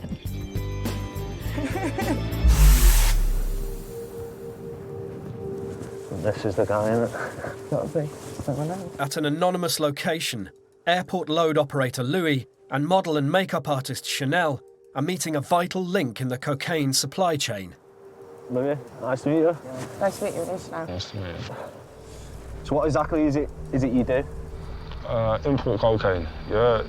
When was the last time you brought some in? It comes in a couple of times a week. Oh, Christ. A couple of times a week? Yeah. Wow.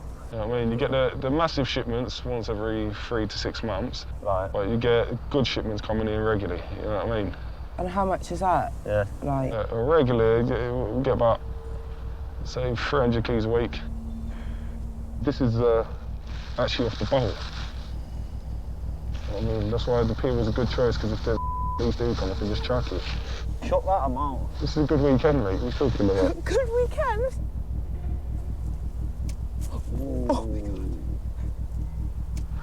Yeah, you get a little fucking hard out here. Oh. What weight is that? Just under half a key, because obviously we just had a few, you know what I mean, little cheeky things, but you know, just under half a key. Do you know what I mean? If you buy 4 keys, 50, half of it, 30 to 35. 35 grand. So how much would you buy that for? I wouldn't tell you, because yeah, then people would start saying they want a bit cheaper than what I'm giving it for. Do you know what I mean? Put it this way, it's a lot cheaper than what I'm giving it for. Like a lot? Put it this way, I can buy, when I sell a key, I can buy a nice little, I don't know, Audi A3 or something at a time. Wow. My stuff here, I sell it to someone, each term, 50 grand. Wow. Yeah, for a key, yeah? But what they do, they mix it into 3, yeah? And they sell it 36 each, yeah? So they turn 1 into 3. Adding other white powders to cocaine like lactose, caffeine, and animal dewormer allows suppliers and dealers to double their profits. But with the drug in plentiful supply, bulking out is happening less and less. What country is it you're importing it from? My connect's from Spain, yeah, but he gets it from Colombia. Wow. I'm at this end, he's at that end, they're at another end. I'm one of many fishers importing. How many people do you reckon? Thousands. Thousands? Thousands. At least, minimum. We've had many ways to put it in. Yeah, sometimes through cars, containers. When they get the big boats, yeah, and what they do is they swim under the big boats, yeah, and weld it on. Shut up. Yeah, that's one of the best ways to get it, because even when the boat gets searched, where is it? Yeah, exactly. Do you know what I mean? But there's usually thousands or hundreds of containers on a big, massive boat, and we've had many ways to put it in. Like dog food, that was a good one. Yeah, 4 big containers of dog food, and in the dog food it was cocaine. What, actually in dog food? Yeah, in the dog food, dried food. Yeah, it's got keys of coke all inside wrapped in, yeah, and that's all repackaged up and that and put on. 3.4 metric tons of cocaine were seized by the authorities last year. just 12% of the amount that makes it onto the streets. Is it getting easier or is it getting harder? Oh, yes, easy. It's easy? Easier. I swear down, it's getting easier and easier and easier. Do you know why? Because more people are willing to risk for a diamond or two to get it over. Obviously, so the police again. Yeah, let's wrap this up.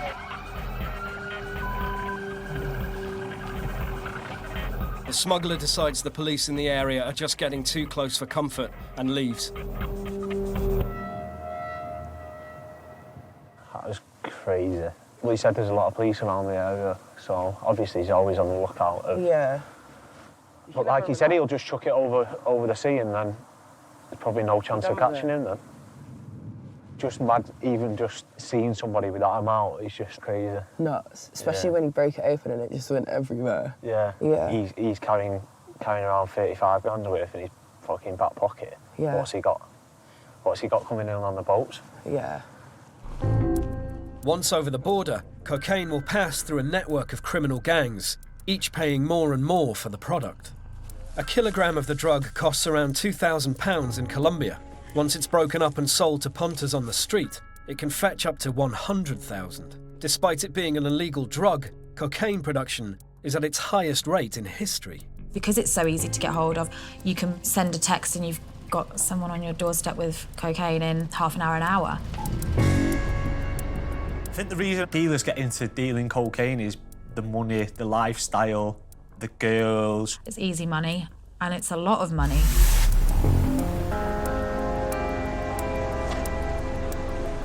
In London alone, over 280 separate gangs sell cocaine wholesale from undercover locations known as trap houses.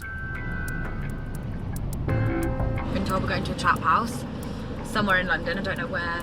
We've been told to put on these blindfolds. All seems a bit dodgy, really, but... A dealer has agreed to be interviewed at his South London trap house.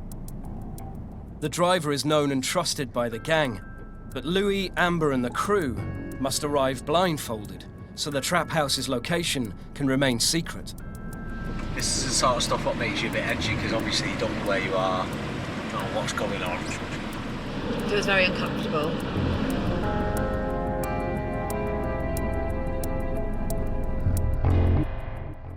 You can take off your blindfolds. Good, yeah. That was a mad experience. What's going on? Good, man, yeah. Good, yeah? Nice to meet you. Cool. Hi, Amber. Nice to meet you. Nice to meet you.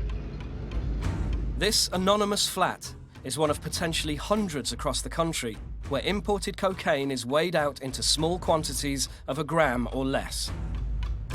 Do you keep quite a lot of gear here, I suppose? No, this is just for serving food for.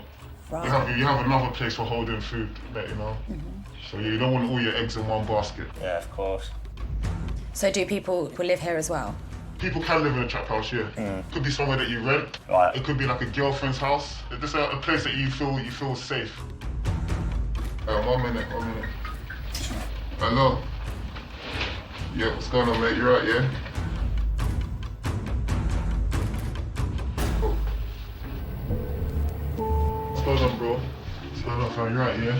What's going on? A dealer is picking up 1 gram of cocaine for £50 to be sold on to partygoers, just like Louis and Amber, for £100. So you get it to sell on? Definitely, yeah. Is it every weekend or? Every like 3 days. Every 3 days. Latest figures show 5,000 dealers were caught and prosecuted in a year. Many more will be making deliveries every night. If he wasn't a loyal customer, he wouldn't even be here. Yeah. So, yeah. Yeah, take it easy, yeah. Bless you, done enough, fam. Cool. On an average night, how many would you say you sell? It varies. Summertime, it's usually busy. When the England game or the rugby match is on, it's a busy time. But, what, 4 to 5 grand? You know, but it does vary. That's a good weekend. Hello? Saturday night, innit? What's going on, bro? Alright, I'll sort it out for you. See you in a bit. Do you cut stuff here? Anything that I get, I don't cut. I've got loyal customers. And they want that real stuff, and you know, they call it the fire. So I try to give it to them as pure as possible. It could be cut when I receive it, but I don't step on it again. A record influx of cheap cocaine from Colombia means low-level dealers are using less cutting agents to bulk out their product, making cocaine the strongest it's been since records began. In the chain, how far removed are you from Colombia? I'm not trying to be Pablo Escobar, and that, you know, my people are not the main guys from Colombia. It probably does go for about 2 or 3 people. And that, you know, I just know that what I buy and what I pay for has to be the right quality for what I'm doing.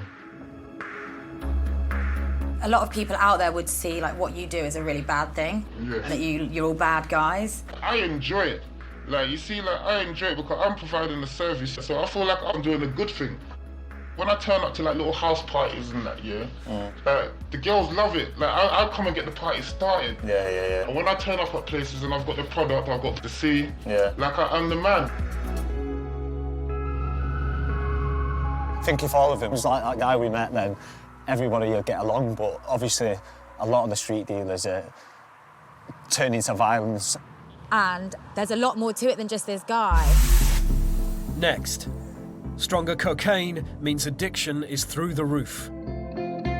I wish I never took that first hit, which was very innocent. Don't play with your life. The last 5 years have seen a 140% increase in cocaine users being admitted to hospital. The worst thing about cocaine is the next day. We were trying to knock ourselves out to sleep, so we thought we'd smoke a spliff, but that just made things 10 times worse. Lesson learned from that. I can't say I've ever had a hangover off taking cocaine. My worst experience on cocaine would be when I myself actually overdosed. It wasn't even that much, doing it like usual, and my mate asked if he could pinch a line, and I was just like, yeah, I'll rack him. So I was like, well, I'm here, I might as well rack myself one. It was basically like a massive panic attack, so it wasn't as worse as an overdose as you can get, but the doctors said it was to do with the cocaine I was taking. In the last decade, cocaine has quadrupled in strength. Specialist treatment centres have also seen a 25% rise in first-time addiction admissions. In 2018, over 30,000 users passed through rehab centres. I don't think personally I would ever be on the path to addiction when it comes to cocaine. If I've not got cocaine on a night out, I'm not going to not have a good night. I do kind of worry one day I could become addicted, like if my mum and dad died, or like if something really bad happened in my life where I might resort to drugs to solve things, but I'm hoping that that's not going to happen. Troy, Amber, Chanel and Louis are on their way to Broadway Lodge, a pioneering rehabilitation centre. How are you guys feeling about today?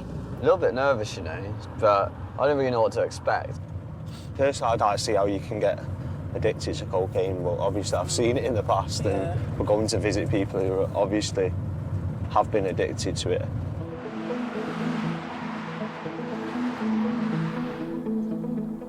Since the 70s, Broadway Lodge has helped over 15,000 patients battle addiction. They treat government-funded and private clients. A 2-week detox will cost £4,000, while a 12-week rehabilitation would cost around £19,000. So, Marcel, Yes, how are it you is. feeling? Yeah, kind of anxious a little. I wonder why, guys. Marcel is one of 370 patients this year. He's now completed 6 weeks of treatment for cocaine addiction. So, what would be a threat for a relapse? A party? Parties, Marcel. How did you know that? There you go. Ladies. Ladies. Yeah, okay, true. Okay. Before he came here, 35-year-old Marcel was an account manager for an energy company. So if you don't mind me asking, where did your story with cocaine start? Well, I loved going out. From my 16th, I was every weekend going to the city. I was 23, and I just thought I want to try it. And friends around me, they had it, and they gave me a little bit of cocaine. I had a good job, and I had a savings account with about 20,000 euros. Wow. Yeah, things were looking good. I bought it for 20 euros, half a gram. Well, at a certain stage, I needed 1 gram, so that was 40 or 50 euros. Well, and that was in the beginning, no problem. Finally, it was 3 grams a day, what I did. And that's really killing you physically also. Yeah, bet. 3 grams a day. So now I'm 35, sitting here in a rehab center. I have 2 friends left, of a network of 30. I will never have the social life as I had before. I will not having a drink anymore. Really? Yeah, because I've been too far in my addiction. Yeah. The way I take cocaine is probably like it's similar how you started off, just doing a bit on the weekend with my mates, going to events and stuff. What's your take on that? Just not do it. I wish I never took that first hit, which was very innocent. Really think, is it necessary to do it? Do I want to take a risk to take my life, to give that life to an addiction? Don't play with your life.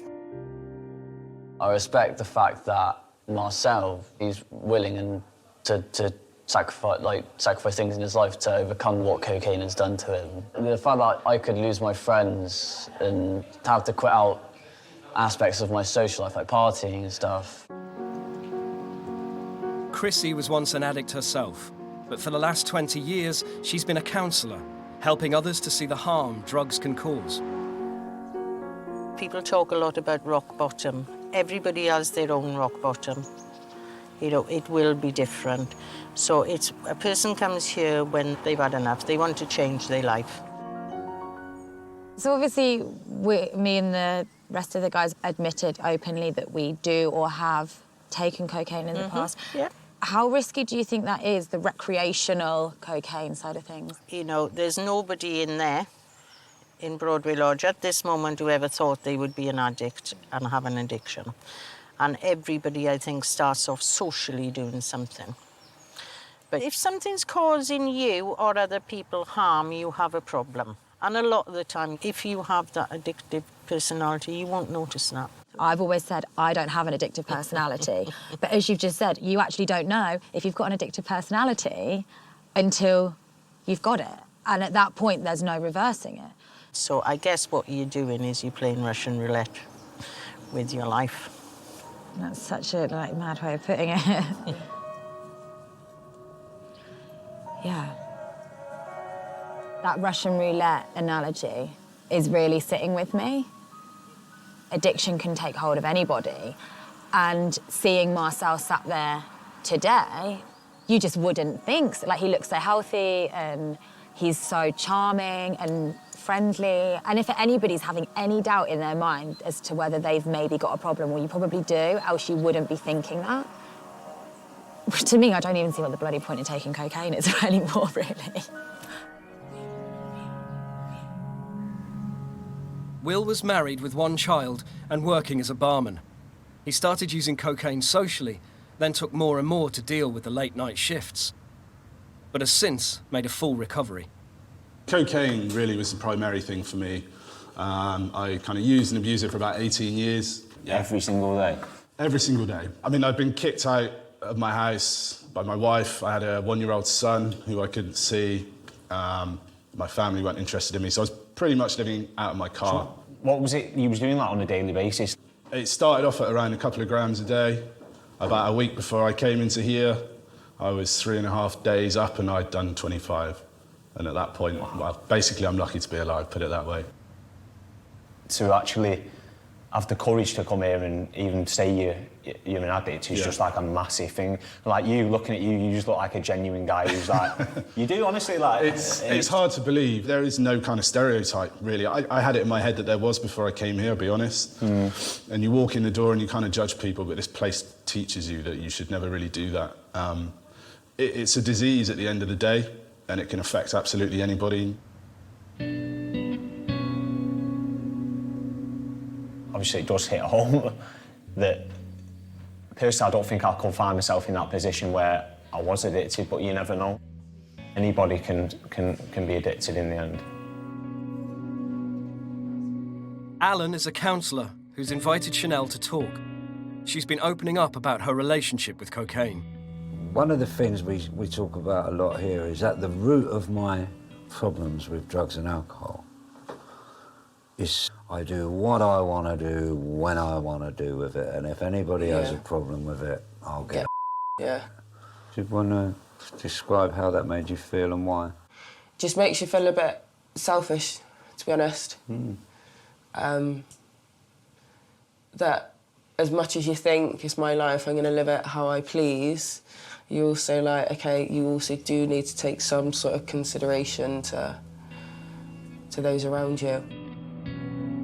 I was about 13 when I first tried cocaine. I used to literally just do cocaine in a park or behind my school.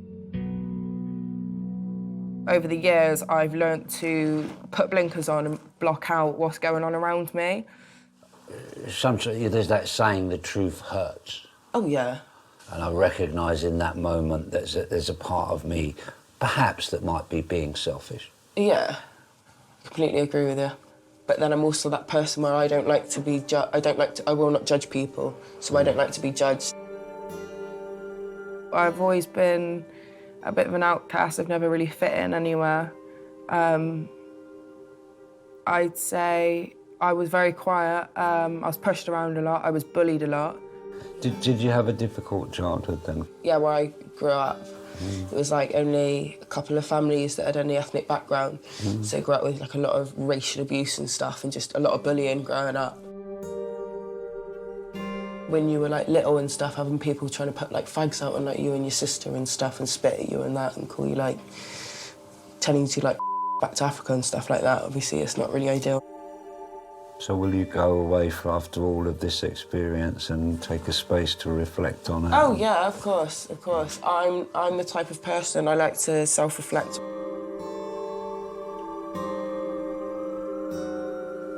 Well, obviously I got to think about. It's just taking it in, really. I think I don't have an issue with cocaine at all. Not in the slightest. But it's just that sitting down with myself and talking and thinking,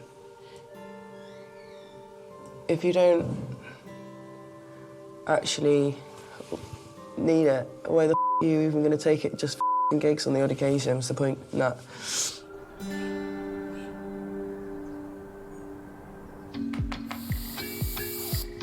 Prolonged cocaine use comes with many risks, one of which is severe damage to the nose.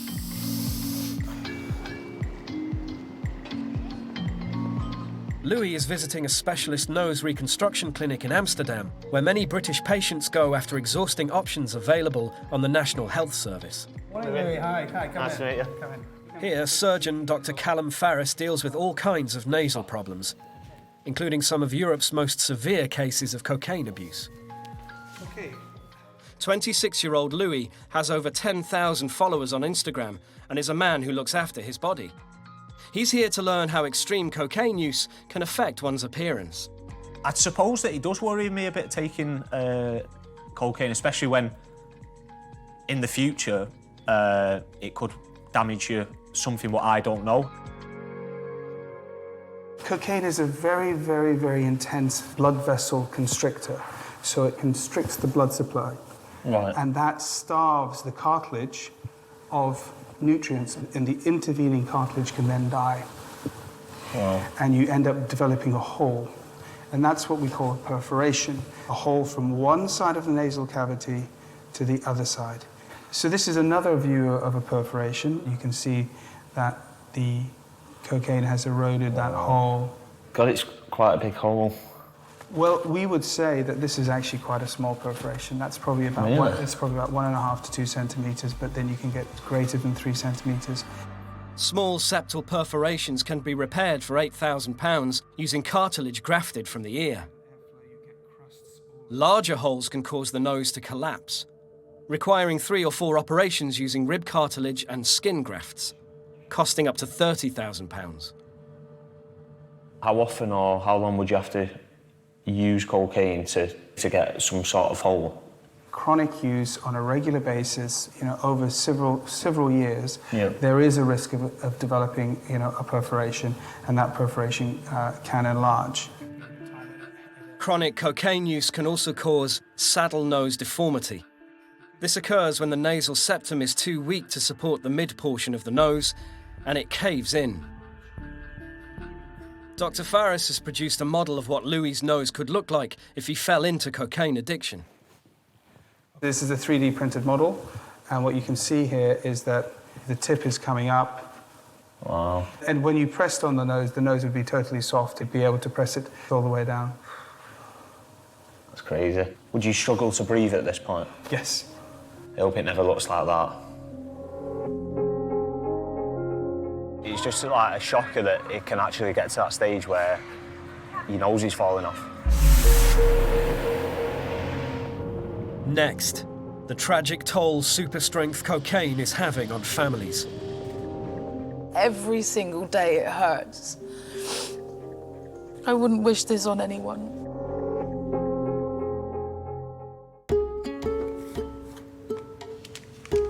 My mum's not that really fussed about me taking coke, to be honest. My mum, she's been there, she's done it. There's nothing I can do that she hasn't already done. My parents are completely against me taking it, anybody taking it. No, no, no, everything's bad for you. My mum's obviously concerned about me taking cocaine and everything, but I think she prefers it that I tell her what I do instead of hiding it. My mum knows that I've got my head screwed on. She trusts me. If I was starting to go downhill, she will put her foot in the door and stop me from doing it.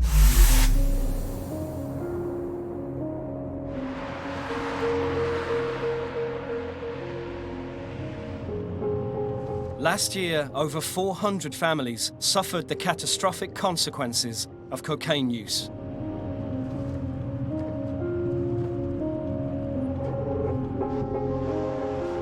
Amber and Troy are meeting Hayley to hear how super-strength cocaine changed her family's lives forever.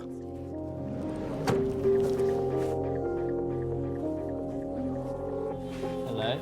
Hey. Hi. Oh, nice to meet you. Nice to meet you, sweetheart. Nice to meet you too. You alright? Yeah. Good. Yeah. Welcome to my little garage. Oh, nice. Yours? Yeah. Wow. Yeah. Yeah. So it belonged to my brother. He always had like a keen interest in cars. There was always a car on the front garden, you know, like in bits, and you know, I think it was his happy place. Always buzzing. People knew they could go to Ashley. So what happened to Ashley? One Sunday morning, he overdosed on cocaine. He popped up here in the morning and died.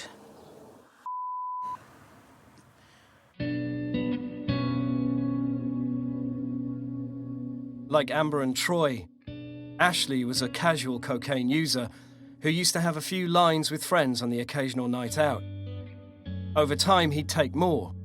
In 2016, aged 33, he took one line too many, and his heart stopped.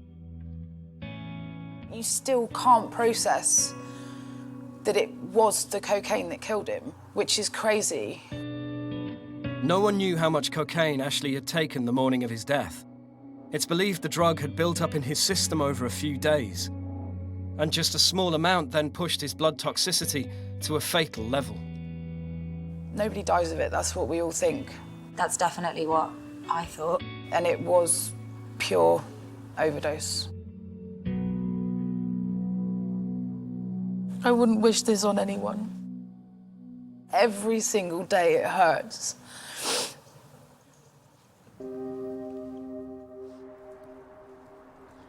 Ashley also left behind his fiancée, their 5-year-old son, and his fiancée's 12-year-old daughter. Ashley's mum, Jane, still can't believe he's gone. He loved cars, so that was the first little car he had. Yeah. He just looks so happy, doesn't he? Look at But- him here. Yeah, yeah. And here. Little boy looking after his sister. Yeah, yeah. It's just so beautiful. Yeah. Only God can help now because no human being could ever take the pain away.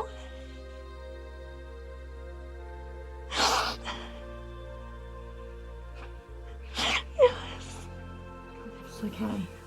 I can't imagine. You just can't imagine, and over something so stupid. I'm sorry. It's okay.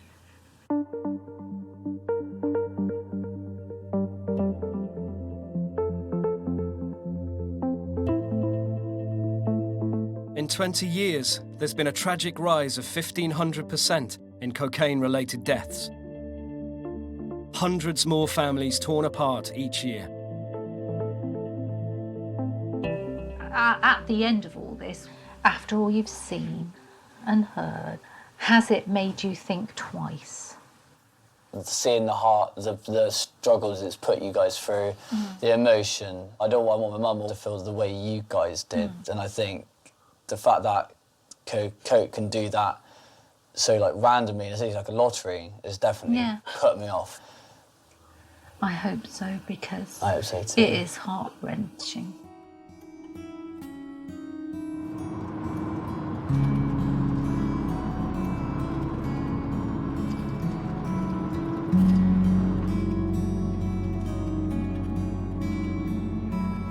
I love my mum.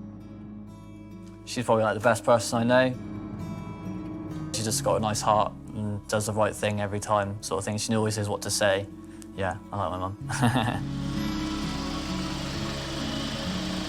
It's quite selfish in a way of me taking cocaine now. Now I've realised this. The fact that cocaine did that to a family. Oh, love you lot. I love you too.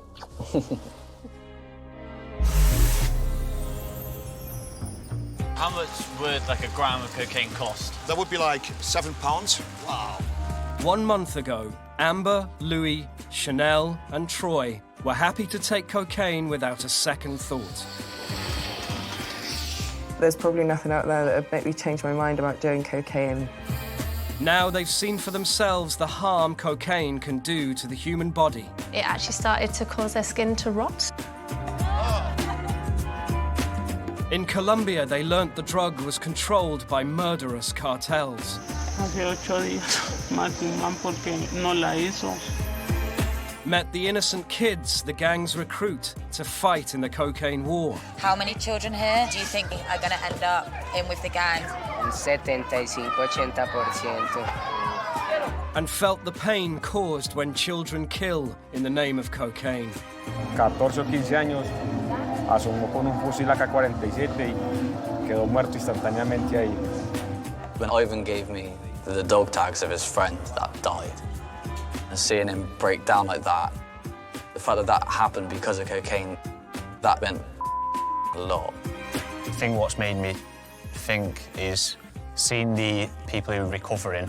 I'd been kicked out of my house by my wife. I had a 1-year-old son who I could see. My family weren't interested in me. Obviously, these people have never started the drug to end up as an addict, and that being so close to home, who knows where you could end up. This experience has been life-changing. The people have to go through all this. I think I was very blind to what is actually going on in the world. The thing that made me think twice about taking cocaine was definitely making it in the jungle. That was just on a whole nother level. After all they've seen and heard, will they still do drugs for fun, with no harm done? I'm not going to continue taking cocaine. No. At this very point in time, I'm fully off cocaine. Definitely. It's just not something that I want to be involved in anymore. It certainly made me think about what it is that I'm doing and not to be so careless about what it is what I'm doing. I don't intend on taking cocaine again, but never say never. Obviously on a night out and out with the lads and things like that, I don't want to lie to myself if I eventually do it.